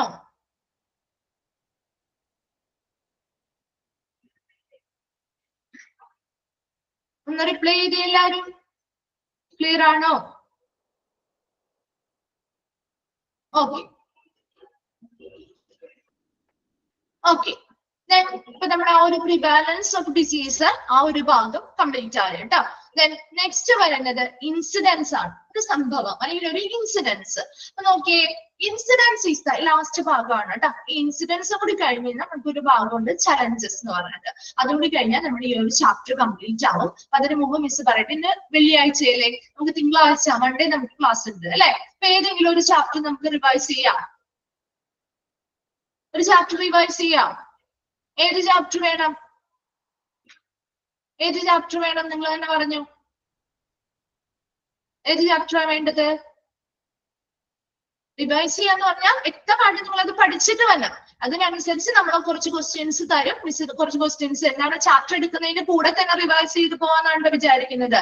ഒരു ക്ലാസ് തുടങ്ങുന്ന സമയത്ത് തന്നെ നമുക്ക് ഒരു 10-15 മിനിറ്റ് അതിനു വേണ്ടി ഒന്ന് സ്പെൻഡ് ചെയ്യാം. കുറച്ച് ക്വസ്റ്റ്യൻസ് തരാം. അപ്പൊ അത് ഓൾറെഡി നിങ്ങൾ ലോണ്ട്രി ആൻഡ് ലിനൻ മതി. ഓക്കെ, ലോണ്ട്രി ആൻഡ് ലിനൻ തന്നെ എടുക്കാം. നമ്മൾ ഓൾറെഡി കഴിഞ്ഞ പ്രാവശ്യം നമ്മൾ ഓൾറെഡി ആ ചാപ്റ്റർ പഠിച്ചതാണ്. മിസ് ഓൾറെഡി അതിന്റെ എക്സ്ട്രാ ക്വസ്റ്റ്യൻസും തന്നിട്ടുണ്ട് അല്ലേ? എനിക്ക് തന്നില്ലായിരുന്നോ എക്സ്ട്രാ ക്വസ്റ്റ്യൻസ്? തന്നില്ലായിരുന്നോ? ഓക്കെ, തന്നിട്ടുണ്ട്. അപ്പൊ ആ ഒരു എക്സ്ട്രാ ക്വസ്റ്റ്യൻസും ആ ഒരു മോക്ക് ടെസ്റ്റിനുള്ള ക്വസ്റ്റ്യൻസും ആ ചാപ്റ്റർ ഒക്കെ ഒന്ന് നന്നായിട്ട് പഠിച്ചിട്ട് വരാം. അപ്പൊ അതിലുള്ള കുറച്ച് ക്വസ്റ്റ്യൻസ്, ഒരു 5-10 ക്വസ്റ്റ്യൻസ് മിസ് തരാം. അത് നിങ്ങൾ ഒന്നിലെയും ക്വസ്റ്റ്യൻസ് അറിയാവുന്ന ക്വസ്റ്റ്യൻ ആണെങ്കിൽ എഴുതണമെന്നില്ല. ആ ആൻസർ മാത്രമേ എഴുതിയിട്ട് നമുക്കൊന്ന് ചെക്ക് ചെയ്യാം കേട്ടോ. നിങ്ങൾ എത്രത്തോളം, അത് മിസ്സിന് മനസ്സിലാവാൻ വേണ്ടിയിട്ടല്ല, നിങ്ങൾ എത്രത്തോളം പഠിച്ചിട്ടുണ്ടെന്ന് നിങ്ങൾക്ക് തന്നെ സ്വയം ബോധ്യപ്പെടാൻ വേണ്ടിയിട്ടുള്ളൊരു റിവിഷൻ പോലെ അല്ലെങ്കിൽ ഒരു ക്ലാസ് ടെസ്റ്റ് പോലെ നമുക്ക് നടത്താം കേട്ടോ. തിങ്കളാഴ്ച ആരും മൺഡേ മറന്നു പോകരുത്. ലോണ്ട്രി ആൻഡ് ലിനൻ എന്ന് പറയുന്ന ചാപ്റ്റർ ആണ്. ഈ സാധാരണ ഈ ഒരു ചാപ്റ്റർ കംപ്ലീറ്റ് ചെയ്യും നമ്മള്. അതോടൊപ്പം ആ ഒരു ക്ലാസ് തുടങ്ങുന്നതിന്റെ ഒരു 10-15 മിനിറ്റ് നമുക്ക് അതിന് വേണ്ടിയിട്ട് ഒന്ന് സ്പെൻഡ് ചെയ്തിട്ട് ഒരു എക്സാം പോലെ നടത്താം. ഹൗസ് കീപ്പിംഗ് നിങ്ങൾക്ക് വേറെ ആരെങ്കിലും എടുത്തായിരുന്നോ? ഷെറീന മാമിന്റെ ടോപ്പിക് ആയിരുന്നു അത്. ഷെറീന മാമിന്റെ കുറച്ച് പോർഷൻസ് തീരാനില്ലേ കുറച്ച് പോർഷൻസ്? ഇപ്പൊ എത്തിക്കൽ ആൻഡ് ലീഗൽ ഇഷ്യൂസ് ആയിരിക്കും എടുത്തുകൊണ്ടിരിക്കുന്നത് അല്ലെ? അത് കംപ്ലീറ്റ് ആയോ? ഉണ്ട്. അപ്പൊ അവിടെ എന്താണ്, മിസ്സിന് ഈ ഒരു ഓവർവ്യൂ കൂടി കഴിഞ്ഞാൽ മിസ്സിന്റെ പോർഷൻസ് കഴിയും. അപ്പൊ നമ്മുടെ ആരാണോ ആരുടെ ഏതൊക്കെ ടീച്ചേഴ്സിന്റെ ആണോ തീരാത്തത്, ഇപ്പൊ നമ്മളുള്ള അതായത് ഓൾറെഡി ഫ്രീ ആയിട്ടുള്ളവര് കയറി എടുക്കും കേട്ടോ. അപ്പൊ മിക്കവാറും ഹൗസ് കീപ്പിംഗ് ഞാൻ തന്നെ ആയിരിക്കും എടുക്കുന്നത്. അപ്പൊ ഈ ഒരു ചാപ്റ്റർ കംപ്ലീറ്റ് ആവുന്നതിനനുസരിച്ച് മിസ് സംസാരിച്ചിട്ട് ഹൗസ് കീപ്പിംഗ് അങ്ങനെയാണെങ്കിൽ നെക്സ്റ്റ് വീക്ക് നമുക്ക് സ്റ്റാർട്ട് ചെയ്യാം കേട്ടോ. ഷെറീന മാം എടുക്കുന്നില്ല. ഷെറീന മാമിന്റെ പോർഷൻസ് തീരാനുണ്ടെങ്കിൽ നമ്മൾ അതിനനുസരിച്ച് ഒന്ന് കയറി എടുക്കാം കേട്ടോ. ഹൗസ് കീപ്പിംഗ് ഒന്ന് നിങ്ങൾ നോട്ട് ചെയ്ത് അല്ലെങ്കിൽ ആ ഒരു നോട്ട്സ് ഒന്ന്, എക്സാം ഡേറ്റ് ഒന്നും വന്നിട്ടില്ല. എക്സാം ഡേറ്റ് നിങ്ങളുടെ പോർഷൻസ് കംപ്ലീറ്റ് ചെയ്യാനുണ്ടല്ലോ, അതിനനുസരിച്ച് ആയിരിക്കും വരുന്നത്. ഡേറ്റ് ഒന്നും പറഞ്ഞിട്ടില്ല കേട്ടോ. ഓക്കെ, നമുക്ക് നെക്സ്റ്റ് ഭാഗത്തേക്ക് പോവാം. അപ്പൊ മൺഡേയുടെ കാര്യം മറക്കണ്ട. തിങ്കളാഴ്ച അതുപോലെ നിങ്ങൾ ഹൗസ് കീപ്പിങ്ങിന്റെ നോട്ട് ഒന്ന് കയ്യിൽ കരുതിയേക്കണം കേട്ടോ. ഈ ഒരു ചാപ്റ്റർ കംപ്ലീറ്റ് ആവുകയാണ്. വേറെ ടീച്ചേഴ്സ് ഒന്നും ആ ഒരു ചാപ്റ്റർ എടുത്തിട്ടില്ലല്ലോ, ഇപ്പൊ ഓൾറെഡി എടുത്തിട്ടില്ല. അപ്പൊ ഇനി എടുക്കാനുള്ള ചാപ്റ്റേഴ്സ് ഉള്ളത് കൊണ്ട് തന്നെ ഹൗസ് കീപ്പിംഗ് മിസ് എടുത്തോളാം കേട്ടോ. സ്റ്റാർട്ട് ചെയ്യാം. നമുക്ക് അടുത്ത ആഴ്ചത്തേക്ക് ആയിരിക്കും അതിന്റെ ക്ലാസ് വരാം. കാരണം ഈ ഒരു ചാപ്റ്റർ കുറച്ചുകൂടി കംപ്ലീറ്റ് ചെയ്യാനുണ്ട്. അത് കഴിഞ്ഞിട്ട് നെക്സ്റ്റ് ആയിരിക്കും കേട്ടോ. അപ്പൊ അതിനനുസരിച്ച് നിങ്ങളൊന്ന് കയ്യിൽ കരുതിയേക്കണം നോട്ട്സ് കേട്ടോ. തിങ്കളാഴ്ചത്തെ കാര്യം മറക്കണ്ട. നമ്മൾ ആദ്യം ലോണ്ട്രി ആൻഡ് ലിനന്റെ ഒരു എക്സാം പോലെ ചെയ്തിട്ട് ബാക്കി പോർഷൻസിലേക്ക് പോകുള്ളൂ കേട്ടോ. നിങ്ങൾ എന്തായാലും ഒന്ന് സിൻസിയർ ആയിട്ട് തന്നെ പഠിക്കുക കേട്ടോ. ഒരിക്കലും വെറുതെ ഒന്ന് വായിച്ചു വിടാതെ എക്സാമിന് വേണ്ടിയിട്ട് പ്രിപ്പയർ ചെയ്യുന്നത് പോലെ തന്നെ ഒന്ന് പഠിച്ചു വെക്കുകയാണെങ്കിൽ നിങ്ങൾക്ക് ആ സമയം വരുമ്പോൾ നിങ്ങൾക്ക് ഒരുപാട് ചാപ്റ്റേഴ്സ് ഉണ്ട്. അതെല്ലാം കൂടി റിവൈസ് ചെയ്യാനുള്ള സമയം ആ സമയത്ത് വളരെ കുറവായിരിക്കും. അപ്പൊ അതിന് വേണ്ടിയിട്ട് നമ്മൾ കുറച്ചൊന്ന് പഠിച്ചു വെക്കുകയാണെങ്കിൽ നിങ്ങൾക്ക് കുറച്ചും കൂടി എളുപ്പമായിരിക്കും. അതിന് വേണ്ടിയിട്ടാണ്. അപ്പൊ നോക്കാം നമുക്ക് ഇൻസിഡൻസ് കേട്ടോ. നെക്സ്റ്റ് വരുന്ന ഒരു ഭാഗമാണ് ഇൻസിഡൻസ്. നോക്കിയേ, incidents is the number of lately diagnosed cases of A disease. അതായത് ഈയിടെയായിട്ട് രോഗനിർണയം നടത്തിയ കേസുകളുടെ എണ്ണമാണ് ഇൻസിഡൻസ് അല്ലെങ്കിൽ സംഭവം എന്ന് പറയുന്നത്. എന്താണ് incidence? Incidence is the number of lately diagnosed cases of a disease. ഈയിടെയായി രോഗനിർണയം നടത്തിയ കേസുകളുടെ എണ്ണമാണ് ഇൻസിഡൻസ് അല്ലെങ്കിൽ സംഭവം. An incident rate is the number of recent cases of a disease divided by the number of person at risk for the disease. എന്താണ് ഇവിടെ ആ ഒരു ഫോർമുല പോലെ തന്നെയാ പറയുന്നത്. നോക്കിയേ, an incident rate, ഒരു ഇൻസിഡന്റ് റേറ്റ് എങ്ങനെയാണ് നമുക്ക് കാൽക്കുലേറ്റ് ചെയ്യാൻ പറ്റുന്നത്? is the number of recent cases of a disease. എന്താ അവിടെ ആ ഒരു റീസെന്റ് കേസ് അല്ലെങ്കിൽ സമീപകാലത്തുള്ള അല്ലെങ്കിൽ അടുത്തിടെ റിപ്പോർട്ട് ചെയ്ത കേസുകളുടെ എണ്ണം divided by the number of person at risk for the disease. ആ ഒരു രോഗ സാധ്യതയുള്ള അല്ലെ രോഗം വരാൻ സാധ്യതയുള്ള ആളുകളുടെ എണ്ണം. അതാണ് ഇൻസിഡൻസ് എന്ന് പറയുന്നത്. ഇപ്പൊ എന്താണ് രണ്ട് പോയിന്റ് ആണ് നമ്മൾ പറഞ്ഞത്. ഇൻസിഡൻസ് എന്ന് പറയുന്നത് എന്താ? ഈയിടെയായി അല്ലെങ്കിൽ സമീപകാലത്ത്, അതാണ് ഈയിടെയായി അല്ലെങ്കിൽ സമീപകാലത്ത് രോഗനിർണയം നടത്തിയ ഡയഗ്നോസ് ചെയ്ത രോഗനിർണയം നടത്തിയ കേസുകളുടെ എണ്ണമാണ് ഇൻസിഡൻസ്. അപ്പൊ ഇൻസിഡൻസ് കാണാനായിട്ടുള്ള ഒരു ഫോർമുല അല്ലെങ്കിൽ ഇൻസിഡന്റ് റേറ്റ് എന്ന് പറയുന്നത് എങ്ങനെയാണ് നമുക്ക് കാണാൻ പറ്റുന്നത്? Is the number of recent cases of A disease. ഒരു രോഗം അല്ലെങ്കിൽ ഈ സമീപകാലത്ത് അല്ലെങ്കിൽ ഈയിടെയായി റിപ്പോർട്ട് ചെയ്ത കേസുകളുടെ ആ ഒരു രോഗത്തിന്റെ അല്ലെങ്കിൽ ആ ഒരു കേസുകളുടെ എണ്ണം, ഈയിടെയായി റിപ്പോർട്ട് ചെയ്ത അല്ലെങ്കിൽ സമീപകാലത്ത് റിപ്പോർട്ട് ചെയ്ത കേസുകളുടെ എണ്ണം divided by the number of person at risk for the disease. ആ ഒരു രോഗത്തിന്റെ അല്ലെങ്കിൽ രോഗം വരാനായിട്ട് സാധ്യതയുള്ള ആളുകളുടെ എണ്ണം. അതിൽ എത്ര പേർക്ക് രോഗം ഡയഗ്നോസ് ചെയ്തു അല്ലെങ്കിൽ രോഗം നിർണയിച്ചു, അതാണ് ഇവിടെ പറയുന്നത്. ഇപ്പൊ ഒരു ഗ്രൂപ്പ് ഓഫ് ആളുകൾ ഉണ്ടെങ്കിൽ അതിനിപ്പോ ഒരു ഈയിടെയായിട്ട് റീസെന്റ് ആയിട്ട് ഒരു രോഗം വന്നിട്ടുണ്ട്. അപ്പൊ അത് ആ ഒരു പോപ്പുലേഷനിൽ എത്ര പേർക്ക് ആ രോഗം വരാൻ സാധ്യതയുള്ളവരുണ്ട്, അതിൽ എത്ര പേർക്ക് എന്ത് ചെയ്തു നമ്മള് രോഗം ഡയഗ്നോസ് ചെയ്തു അല്ലെങ്കിൽ രോഗനിർണയം നടത്തി. നിർണയം നടത്തിയവരാണ് ന്യൂമറേറ്ററിൽ വരുന്നത്. താഴെ വരുന്നത് എന്താ?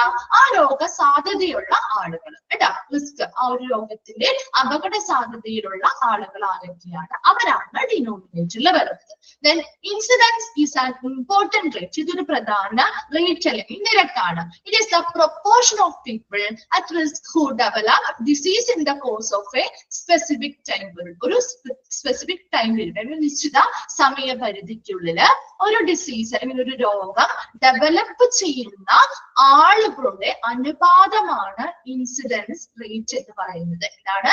is the proportion of people who develop disease in the course of a specific time period. ഒരു പ്രത്യേക സമയപരിധിക്കുള്ളില് രോഗം അല്ലെങ്കിൽ ഒരു ഡിസീസ് ഡെവലപ്പ് ചെയ്യുന്നവരുടെ അനുപാതം. എന്താണ് ഒരു ഇൻസിഡൻസ് എന്ന് പറഞ്ഞാല്? ഇൻസിഡൻസ് എന്ന് പറഞ്ഞാൽ എന്താ? Number of lately diagnosed cases of A disease. ഒരു രോഗം അത് ഈയിടെയായിട്ട് നമ്മൾ രോഗനിർണയം നടത്തിയിട്ടുള്ള കേസുകളുടെ എണ്ണമാണ് ഇൻസിഡൻസ്. അത് കാണാനായിട്ടുള്ള ഒരു ഫോർമുലയാണ് നെക്സ്റ്റ് പറഞ്ഞിരിക്കുന്നത്. ഫസ്റ്റ് എന്താ? ന്യൂമറേറ്ററിൽ എന്താ വരുന്നത്? Number of recent cases of disease, ഈയിടെയായിട്ട് അല്ലെങ്കിൽ സമീപകാലത്തുള്ള റിപ്പോർട്ട് ചെയ്ത കേസുകളുടെ എണ്ണം ഡിവൈഡഡ് ബൈ എന്താണ്? Number of person at risk for the disease. ആ ഒരു രോഗം വരാനായിട്ടുള്ള സാധ്യതയുള്ള അല്ലെങ്കിൽ അപകട സാധ്യതയിലുള്ള ആളുകളുടെ എണ്ണം. Then ഇൻസിഡൻസ് എന്ന് പറയുന്നത് ഒരു ഇമ്പോർട്ടന്റ് റേറ്റ്, അത് പ്രധാനപ്പെട്ട ഒരു റേറ്റ് ആണ്. എന്താണ് അത് പറയുന്നത്? It is the proportion of people who develop disease in the course of A specific time period. ഒരു പ്രത്യേക സമയപരിധിക്കുള്ളില് എന്താണ് ഒരു ഡിസീസ് അല്ലെങ്കിൽ രോഗം ഡെവലപ്പ് ചെയ്യാനായിട്ടുള്ള ആളുകളുടെ ഈ ഡെവലപ്പ് ചെയ്യുന്ന ആളുകളുടെ അനുപാതമാണ് എന്തെന്ന് പറയുന്നത്? ഇൻസിഡൻസ് റേറ്റ് എന്ന് പറയുന്നത്. കിട്ടിയോ? ഇനി നെക്സ്റ്റ് നോക്കിയേ, ഫോർമുല ഇൻസിഡന്റ് റേറ്റ്. ഫോർമുലാസ് എല്ലാത്തിന്റെയും നോട്ട് ചെയ്ത് വെക്കണം കേട്ടോ. അപ്പൊ അതില് 2-3 എണ്ണമുള്ളത് മാസം അത്ര മിസ് ഇമ്പോർട്ടന്റ് ആയിട്ടുള്ളൂ. ഒന്നോ രണ്ടോ പറയുന്നുള്ളൂ. ബാക്കി എല്ലാത്തിന്റെയും ഓരോരോ ഫോർമുല മാത്രമേ തന്നിട്ടുള്ളൂ. ആ ഒരു ഫോർമുല നിങ്ങൾ തന്നെ ബൈഹാർട്ട് ചെയ്യുക കേട്ടോ. നോക്കിയേ, ഇൻസിഡൻസ് റേറ്റ് എന്ന് പറയുന്നത് is equal to number of new cases of disease in a given time period. ഒരു സമയപരിധിക്കുള്ളിൽ നമുക്ക് തന്നിട്ടുള്ള ആ ഒരു ടൈം പീരീഡിലുള്ള നമ്പർ ഓഫ് ന്യൂ കേസസ്, പുതിയ രോഗബാധിതരുടെ എണ്ണം divided by total person time at risk during the follow period. എന്താണ് ഉദ്ദേശിക്കുന്നത്? ആ ഒരു തുടർച്ചയായിട്ട് അല്ലെങ്കിൽ ഫോളോ പീരീഡ് അല്ലെങ്കിൽ തുടർന്നുള്ള കാലയളവില് ഈ അപകട സാധ്യതയുള്ള ആ കൃത്യമായിട്ടുള്ള അതേ സെയിം പീരീഡ് ടൈം പീരീഡിൽ തന്നെ അപകട സാധ്യതയുള്ള ആളുകളുടെ എണ്ണം. നമ്മൾ ഓൾറെഡി ആ ഒരു ഫോർമുല ഓൾറെഡി നമ്മൾ പറഞ്ഞിട്ടുണ്ട്. നോക്കി, സെക്കൻഡ് സെന്റൻസിൽ നമ്മൾ ഓൾറെഡി ഷോർട്ട് ആയിട്ട് ആ ഫോർമുല എന്താണെന്ന് ഓൾറെഡി പറഞ്ഞു തന്നിട്ടുണ്ട്. Number of recent cases of disease, പുതിയ രോഗബാധിതരുടെ എണ്ണം, അതാണ് ന്യൂമറേറ്ററിൽ വരുന്നത്. ഒരു സ്പെസിഫിക് ടൈം പീരീഡ് എന്ന് പറയുന്നത് ന്യൂമറേറ്ററിലും ഡിനോമിനേറ്ററിലും സെയിം ടൈം പീരീഡ് തന്നെയാണ് നമ്മളിവിടെ കൺസിഡർ ചെയ്യുന്നത്. ഇതിൽ ന്യൂമറേറ്ററിൽ എന്ത് വരും? Number of new cases of disease, പുതിയ രോഗബാധിതരുടെ എണ്ണമാണെങ്കിൽ ഡിനോമിനേറ്ററിൽ എന്താ വരുന്നത്? Total person time at risk during the follow period, തുടർന്നുള്ള കാലയളവിൽ അപകട സാധ്യതയുള്ള, അതായത് ആ ഒരു സ്പെസിഫിക് ടൈം എന്ന് പറയുന്നത് ആ ഒരു സെയിം ടൈം പീരീഡ് തന്നെയാണ്. രണ്ടോടത്തും ആ ഒരു സെയിം ടൈം പീരീഡിലുള്ള കാര്യങ്ങൾ തന്നെയാണ് പറയുന്നത്. ന്യൂമറേറ്ററിലാണെങ്കിൽ ആ ഒരു ടൈം പീരീഡിലുള്ള പുതിയ രോഗബാധിതരുടെ എണ്ണമായിരിക്കും. ഡിനോമിനേറ്ററിൽ വരുമ്പോൾ അവിടെ എന്താണ്? ആ സെയിം ടൈം പീരീഡിലുള്ള അപകട സാധ്യതയിലുള്ള അല്ലെങ്കിൽ ആ ഒരു റിസ്കിലുള്ള ആളുകളിലെ അപകടം അല്ലെങ്കിൽ ആ ഒരു രോഗം വരാൻ സാധ്യതയുള്ള ആ ഒരു സമയപരിധിയിലുള്ള ആളുകളുടെ എണ്ണമാണ്. ക്ലിയർ ആയോ? അത് ആ ഒരു ഫോർമുലയിൽ 2 ഡിഫറൻസ് ആണ് വരുന്നത്. ന്യൂമറേറ്ററിലാണെങ്കിൽ നമ്പർ ഓഫ് ന്യൂ കേസസ് ആണ്, ആ സെയിം ടൈം പീരീഡിലുള്ള നമ്പർ ഓഫ് ന്യൂ കേസസ്, പുതിയ രോഗബാധിതരുടെ എണ്ണമാണെങ്കിൽ ഡിനോമിനേറ്ററിൽ എന്താ പറയുന്നത്? റിസ്കിലുള്ള അല്ലെങ്കിൽ ആ ഒരു രോഗം ബാധിക്കാനായിട്ട് സാധ്യതയുള്ള ആളുകളുടെ എണ്ണമാണ്. കിട്ടിയോ ഫോർമുല? ക്ലിയർ ആണോ? അത്രയും ഭാഗം ഓക്കെ ആണോ? ഓക്കെ. Then 3 key elements. ഇനി പറയുന്ന ഈ കീ എലമെന്റ്സ് എന്ന് പറയുന്നത് ഈ ഫോർമുലയുമായി ബന്ധപ്പെട്ടുള്ള കീ എലമെന്റ്സ് ആണ് കേട്ടോ. നമ്മൾ ഓൾറെഡി പറഞ്ഞ കാര്യം തന്നെയാണ്. നിങ്ങൾ നോക്കിയേ, only new cases included in numerator. ന്യൂമറേറ്ററിൽ എപ്പോഴും എങ്ങനെയാ? പുതിയതായിട്ട് വരുന്ന കേസുകൾ അല്ലെങ്കിൽ രോഗബാധിതരുടെ എണ്ണം മാത്രമാണ് നമ്മൾ ന്യൂമറേറ്ററിൽ കൊടുക്കുന്നത്. Number of new cases already പറയുന്നുണ്ട് അല്ലെ. പുതിയത് ഓൾറെഡി ഉണ്ടായിരുന്നവരുടെ അല്ല, ആ ടൈം പീരീഡില്, ആ പറഞ്ഞിരിക്കുന്ന ടൈം പീരീഡില് എത്ര പേര് പുതിയ കേസുകൾ എത്ര എണ്ണം ഉണ്ടായി, അത് മാത്രമാണ് നമ്മൾ ന്യൂമറേറ്ററിൽ കൺസിഡർ ചെയ്യുന്നുള്ളൂ. നെക്സ്റ്റ് നോക്കിയേ, total population at risk in the denominator. എന്താണ് ഡിനോമിനേറ്ററിൽ എന്താ നമ്മൾ ഉദ്ദേശിക്കുന്നത്? ടോട്ടൽ പോപ്പുലേഷൻ അറ്റ് റിസ്ക് അല്ലെ. ആ ഒരു രോഗം വരാനായിട്ട് സാധ്യതയുള്ള അല്ലെങ്കിൽ റിസ്കിലുള്ള ആ ഒരു പോപ്പുലേഷനിലെ മൊത്തം, ആ ഒരു മൊത്തം അല്ലെങ്കിൽ ടോട്ടൽ ആണ് നമ്മൾ ഡിനോമിനേറ്ററിൽ കൊടുക്കുന്നത്. നമ്മൾ പറഞ്ഞ കാര്യങ്ങൾ തന്നെയാണ് എലമെന്റ്സ് ആയിട്ട് കൊടുത്തിരിക്കുന്നത്. മൂന്നാമതായിട്ട് ടൈം എലമെന്റ്, സമയ ഘടകം. എന്താണ് ഉദ്ദേശിക്കുന്നത്? Period over which recent cases detected എന്നാണ് കേട്ടോ. അവിടെ ഡിറ്റക്റ്റഡ് ആണ്, ഡിറ്റക്റ്റഡ് എന്നാണ്, ഡിഫക്റ്റഡ് എന്നാണ് കിടക്കുന്നത്, ഡിറ്റക്റ്റഡ് എന്നാണ്. അതായത് സമീപകാല കേസുകൾ അല്ലെങ്കിൽ ഈ റീസെന്റ് ആയിട്ടുള്ള ഈ ഇടയുള്ള കേസുകള് കണ്ടെത്തിയ അല്ലെങ്കിൽ ഡിറ്റക്ട് ചെയ്ത കാലഘട്ടം, ആ ഒരു ടൈം പീരീഡ് നമ്മൾ പറയുന്നില്ലേ, ആ ഒരു കൃത്യമായിട്ടുള്ള ആ ഒരു പീരീഡ് അല്ലെങ്കിൽ ഒരു കാലഘട്ടം പറയുന്നുണ്ട്. ആ റീസെന്റ് കേസസ് അല്ലെങ്കിൽ ആ പറയുന്ന പുതിയ ഡിസീസ് കണ്ടെത്തിയ ആ കാലഘട്ടമാണ് ഇവിടുത്തെ ടൈം എലമെന്റ് എന്ന് പറയുന്നത്. അപ്പൊ 3 കീ എലമെന്റ്സ് ആണ് ഈ ഫോർമുലയുമായി ബന്ധപ്പെട്ടുള്ളത്. ഇതിൽ ഒന്നാമത്തെ നമ്മൾ ന്യൂമറേറ്ററിൽ എന്ത് മാത്രമേ ഉൾപ്പെടുത്തുന്നുള്ളൂ? പുതിയ കേസുകൾ മാത്രമേ നമ്മൾ ഉൾപ്പെടുത്തുന്നുള്ളൂ. രണ്ടാമത് ഡിനോമിനേറ്ററിൽ വരുമ്പോൾ റിസ്കിലുള്ളവരെയാണ് നമ്മൾ ഉൾപ്പെടുത്തുന്നത്. ആ ഒരു രോഗം വരാൻ സാധ്യതയുള്ള ആ പോപ്പുലേഷന്റെ മൊത്തത്തിലുള്ള എണ്ണം, അതാണ് നമ്മൾ അവിടെ മൊത്തത്തിലുള്ള ആളുകളുടെ എണ്ണമാണ് നമ്മൾ അവിടെ ഡിനോമിനേറ്ററിൽ ഉൾപ്പെടുത്തുന്നത്. ഇനി അവിടുത്തെ ടൈം എലമെന്റ് അല്ലെങ്കിൽ സമയഘടകം എന്ന് പറയുന്നത് ഈ പുതിയ റീസെന്റ് കേസസ് അല്ലെങ്കിൽ പുതിയ അല്ലെങ്കിൽ സമീപകാലത്ത് അല്ലെങ്കിൽ ഈ ഇടയായി കണ്ടെത്തിയ ആ രോഗം ബാധിച്ചവരുടെ ആ ഒരു കാലഘട്ടം, ആ ഒരു കൃത്യസമയം ടൈം പീരീഡ് നമ്മൾ പറയുന്നത്, ആ ഒരു ടൈം പീരീഡ് അല്ലെങ്കിൽ ആ ഒരു കാലഘട്ടമാണ് ഇവിടുത്തെ ടൈം എലമെന്റ് എന്ന് പറയുന്നത്. കിട്ടിയോ? ആ ഫോർമുലയുമായി ബന്ധപ്പെട്ട കീ എലമെന്റ്സ്. 3 ഘടകങ്ങൾ മാത്രമേ. ഇതൊക്കെ ജസ്റ്റ് നിങ്ങളൊന്ന് മനസ്സിലാക്കി വെക്കാൻ വേണ്ടിയിട്ടുള്ളതുള്ളൂ കേട്ടോ. ഫോർമുലയാണ് നിങ്ങൾ പഠിക്കേണ്ടത്. കിട്ടിയോ? ക്ലിയർ ആണോ? Okay. Then two main types of incidences. ഇൻസിഡൻസുകളെ പ്രധാനപ്പെട്ടമായിട്ടും 2 ടൈപ്പായിട്ട് തിരിച്ചിട്ടുണ്ട്. അതിൽ ജസ്റ്റ് നിങ്ങൾ ആ 2 ടൈപ്പിന്റെ പേര് മാത്രമേ നിങ്ങൾക്ക് പഠിക്കാനുള്ളൂ. എന്നാലും മിസ് എന്താണെന്ന് ജസ്റ്റ് പറഞ്ഞു തരാം. നിങ്ങൾക്ക് അത് എന്താണെന്ന് ചോദിക്കാറില്ല കേട്ടോ. ആ 2 ടൈപ്പ് അല്ലെങ്കിൽ ഇൻസിഡൻസുകളുടെ പ്രധാനപ്പെട്ട 2 ടൈപ്പുകൾ ഏതൊക്കെയാണ്, അതിൽ ഉൾപ്പെടുന്നവ ഏതൊക്കെയാണ് എന്ന രീതിയിൽ ക്വസ്റ്റ്യൻ ചോദിക്കാം. അതിൽ ഫസ്റ്റ് വണ്ണാണ് ക്യുമുലേറ്റീവ് ഇൻസിഡൻസും രണ്ടാമത്തവയാണ് ഇൻസിഡൻസ് റേറ്റ് അല്ലെങ്കിൽ ഇൻസിഡൻസ് ഡെൻസിറ്റി എന്ന് പറയുന്നത്. ക്യുമുലേറ്റീവ് ഇൻസിഡൻസ് എന്ന് പറഞ്ഞാൽ ഒരു നിശ്ചിത കാലം, അവിടെ ഒരു ടൈം പീരീഡ് ഉണ്ട് അല്ലെ, ആ ഒരു നിശ്ചിത കാലയളവില് ഒരു ജനസംഖ്യ അല്ലെങ്കിൽ ഒരു പോപ്പുലേഷനിൽ സംഭവിക്കുന്ന ഒരു പർട്ടിക്കുലർ ഇൻസിഡന്റിന്റെ സാധ്യത അല്ലെങ്കിൽ അവിടുത്തെ ആ ഒരു ലൈക്ലിഹുഡ് അല്ലെങ്കിൽ സാധ്യതയാണ് ക്യുമുലേറ്റീവ് ഇൻസിഡന്റ് എന്ന് പറയുന്നത്. അതായത് ഒരു നിശ്ചിത കാലയളവ്, അവിടെ ഒരു നിശ്ചിത പോപ്പുലേഷൻ, നമുക്കൊരു കൃത്യമായിട്ടുള്ള നിർദ്ദിഷ്ട പോപ്പുലേഷൻ ഉണ്ടാവും, ഒരു കൃത്യ സമയപരിധിയും ഉണ്ടാവും. അതിനുള്ളില് അവിടെ വരുന്ന ഒരു പർട്ടിക്കുലർ ഇൻസിഡൻസ് അല്ലെങ്കിൽ സംഭവങ്ങൾ ഉണ്ടാവാനുള്ള സാധ്യത, അതാണ് ക്യുമുലേറ്റീവ് ഇൻസിഡൻസ് എന്ന് പറയുന്നത്. രണ്ടാമതായിട്ട് ഇൻസിഡന്റ് റേറ്റ് എന്ന് പറയുമ്പോൾ അവിടെ ചെറിയൊരു വ്യത്യാസം വരുന്നുണ്ട്. ഇവിടെയും ആ ഒരു കാലയളവ്, സ്പെസിഫിക് കാലയളവ് പറഞ്ഞിട്ടുണ്ടാവും, ഒരു പർട്ടിക്കുലർ പോപ്പുലേഷനും പറഞ്ഞിട്ടുണ്ടാവും. അതിനുള്ളില് ഒരു രോഗം, ഒരു ഡിസീസ് ആവാം അല്ലെങ്കിൽ ഒരു അവസ്ഥയാവാം അല്ലെ, ഒരു രോഗം, ഡിസീസ് അല്ലെങ്കിൽ ഒരു സിറ്റുവേഷൻ, കണ്ടീഷൻ ആവാം. അത് എത്ര വേഗത്തിൽ അത് അവിടെ സംഭവിക്കുന്നു, ആ ഒരു റേറ്റ് ആണ് നമ്മൾ അവിടെ എത്ര വേഗത്തിൽ അത് അവിടെ സംഭവിക്കുന്നു എന്നതാണ് ഇൻസിഡൻസ് റേറ്റ് എന്ന് പറയുന്നത്. അത് രണ്ടും തമ്മിൽ ചെറിയൊരു വ്യത്യാസമുണ്ട്. ജസ്റ്റ് നിങ്ങൾ മനസ്സിലാവാൻ വേണ്ടി മാത്രം പറയുന്നതാണ് കേട്ടോ, ഒന്നും ചോദിക്കാറില്ല. ആ 2 ടൈപ്പ് ഏതാണെന്ന് നിങ്ങൾ പഠിച്ചിരുന്നാൽ മതി. ക്യുമുലേറ്റീവ് ഇൻസിഡന്റ് എന്ന് പറയുമ്പോഴും ഇൻസിഡന്റ് റേറ്റ് എന്ന് പറയുമ്പോഴും അവിടെ ഒരു ഫിക്സഡ് ആയിട്ട് ഒരു നിശ്ചിത കാലയളവ്, ഒരു ടൈം പീരീഡ് തന്നിട്ടുണ്ടാവും.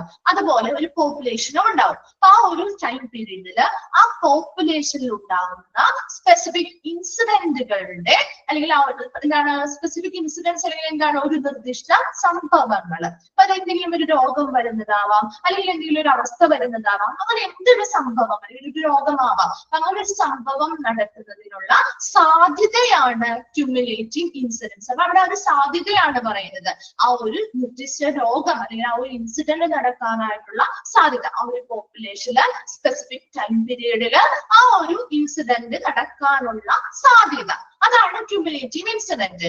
ഇനി ഇൻസിഡന്റ് റേറ്റ് എന്ന് പറയുമ്പോൾ ഇതേപോലെ തന്നെ ഒരു നിർദ്ദിഷ്ട സമയപരിധിക്കുള്ളില് ഒരു പോപ്പുലേഷനില് ഒരു രോഗമോ അല്ലെങ്കിൽ അവസ്ഥയോ എത്ര വേഗത്തിൽ സംഭവിക്കുന്നു, അവിടെ ആ ഒരു റേറ്റ് ആണ് എടുക്കുന്നത്, എത്ര വേഗത്തിൽ അതവിടെ സംഭവിക്കുന്നു, അതാണ് ഇൻസിഡന്റ് ഡെൻസിറ്റി അല്ലെങ്കിൽ അവിടുത്തെ ആ ഒരു തീവ്രത അല്ലെങ്കിൽ സാന്ദ്രതയാണ് നമ്മൾ നോക്കുന്നത്. എത്ര വേഗത്തിൽ ആ ഒരു സംഭവം, ഒരു രോഗം വരുന്നതാവാം അല്ലെങ്കിൽ ഒരു അവസ്ഥ വരുന്നതാവാം, അത് എത്ര വേഗത്തിൽ അവിടെ സംഭവിക്കുന്നു എന്നതാണ് ഇൻസിഡൻസ് റേറ്റ് എന്ന് പറയുന്നത്. കിട്ടിയോ? അത് രണ്ടും ഒന്ന് ചെറിയൊരു വ്യത്യാസമുണ്ട്. അതൊന്ന് ജസ്റ്റ് നിങ്ങൾ മനസ്സിലാക്കി വെച്ചാൽ മതി കേട്ടോ. ആ ഒരു പേരാണ് നിങ്ങൾ ചോദിക്കുക. 2 ടൈപ്പ് ഓഫ് ഇൻസിഡൻസിലെ 2 ടൈപ്പുകൾ ഏതാണ് എന്ന് മാത്രമാണ് ചോദിക്കുക. ക്യുമുലേറ്റീവ് ഇൻസിഡൻസും ഇൻസിഡൻസ് റേറ്റും. ഇൻസിഡൻസ് റേറ്റിലാണെങ്കിൽ അവിടെ എത്ര വേഗത്തിൽ അത് സംഭവിക്കുന്നു എന്നുള്ളതാണ് നോക്കുന്നതെങ്കിൽ ക്യുമുലേറ്റീവ് ഇൻസിഡൻസിൽ എന്താണ് പറയുന്നത്, ആ ഒരു സ്പെസിഫിക് ടൈം പീരീഡിൽ ആ പോപ്പുലേഷനിൽ ഏതെങ്കിലും ഒരു സ്പെസിഫിക് ഇൻസിഡന്റ് സംഭവിക്കാനുള്ള സാധ്യതയാണ് പറയുന്നത്. കിട്ടിയോ? 2 മെയിൻ ടൈപ്സ് ക്ലിയർ ആയോ?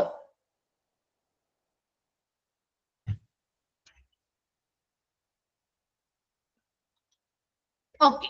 നെക്സ്റ്റ് നമ്മുടെ ആ ഒരു ക്യാരക്ടറിസ്റ്റിക്സ് ഓഫ് ഇൻസിഡൻസ് ആണ് കേട്ടോ. ഇൻസിഡൻസിനുള്ള ക്യാരക്ടറിസ്റ്റിക്സ് അല്ലെങ്കിൽ സവിശേഷതകൾ.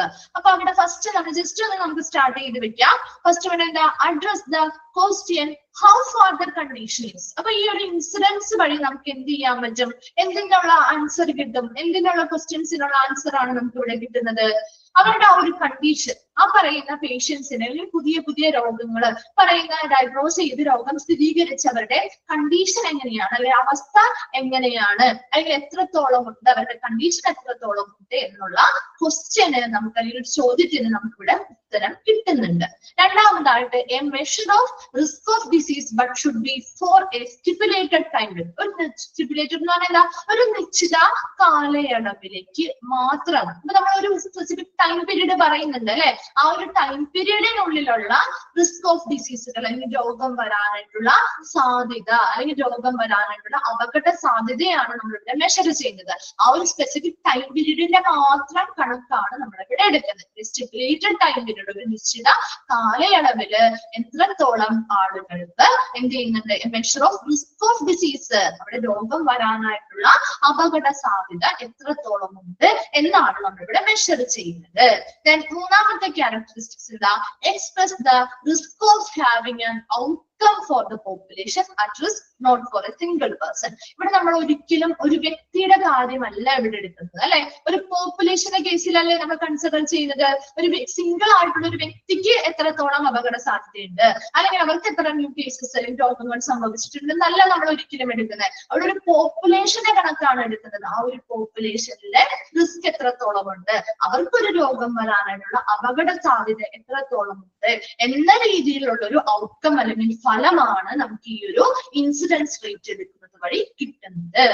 നാലാമതായി പറയുന്നത് population must be free of disease at the beginning of the study. ഇനി ഒരു ഇൻസിഡന്റ് റേറ്റ് എടുക്കണമെങ്കിൽ ആ പോപ്പുലേഷൻ നമ്മൾ ഒരു പോപ്പുലേഷന്റെ കണക്കെടുക്കുമ്പോൾ ആ പോപ്പുലേഷൻ ഈ ഒരു സ്റ്റഡി നടത്തുന്നതിന്റെ ബിഗിനിങ്ങിൽ അല്ലെങ്കിൽ ആരംഭത്തിൽ അല്ലെങ്കിൽ എന്താണ് അതിന്റെ തുടക്കത്തിൽ എങ്ങനെയായിരിക്കണം, ആ population must be free of disease. രോഗങ്ങളൊന്നും ആ പോപ്പുലേഷൻ തുടങ്ങുന്ന സമയത്ത് അല്ലെങ്കിൽ ഒരു സ്റ്റഡി, ഒരു ഇൻസിഡൻസ് എത്രത്തോളം അവിടെ ഉണ്ടായിട്ടുണ്ട് എന്നുള്ളൊരു സ്റ്റഡി നടത്തുമ്പോൾ ആ ഒരു സ്റ്റഡിയുടെ ആരംഭം അല്ലെങ്കിൽ തുടക്കത്തിൽ ആ പോപ്പുലേഷൻ എപ്പോഴും എങ്ങനെയായിരിക്കണം, must be free of disease ആയിരിക്കണം. അവിടെ രോഗങ്ങളൊന്നും ആ സമയത്ത് പോപ്പുലേഷനിൽ മറ്റൊരു രോഗങ്ങളും ഉണ്ടാവാതെ രോഗങ്ങളിൽ നിന്ന് ഫ്രീ ആയിരിക്കണം ആ പോപ്പുലേഷൻ. എന്നാലല്ലേ ആ സ്റ്റഡി കൃത്യമാവുള്ളൂ.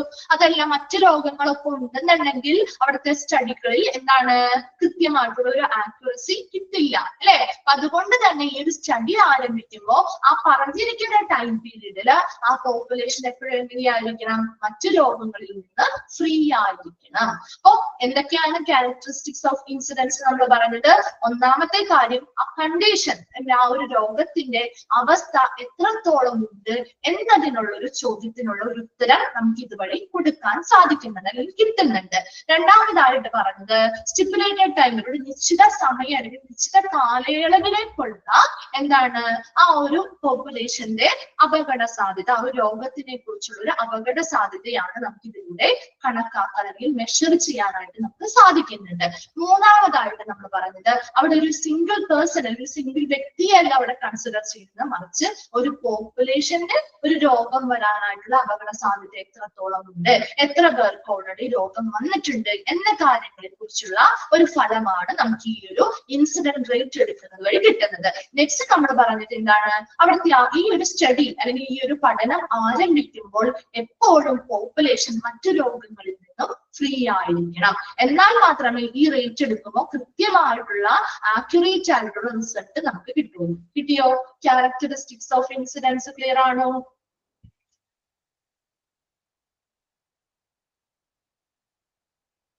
ഓക്കെ, ബാക്കി നമുക്ക് നെക്സ്റ്റ് ക്ലാസ്സിൽ എടുക്കാം കേട്ടോ. അപ്പൊ മൺഡേ എന്തായാലും ലോണ്ട്രി ആൻഡ് ലിനൻ എന്ന് പറയുന്ന ചാപ്റ്റർ പഠിച്ചിട്ട് വരാം കേട്ടോ.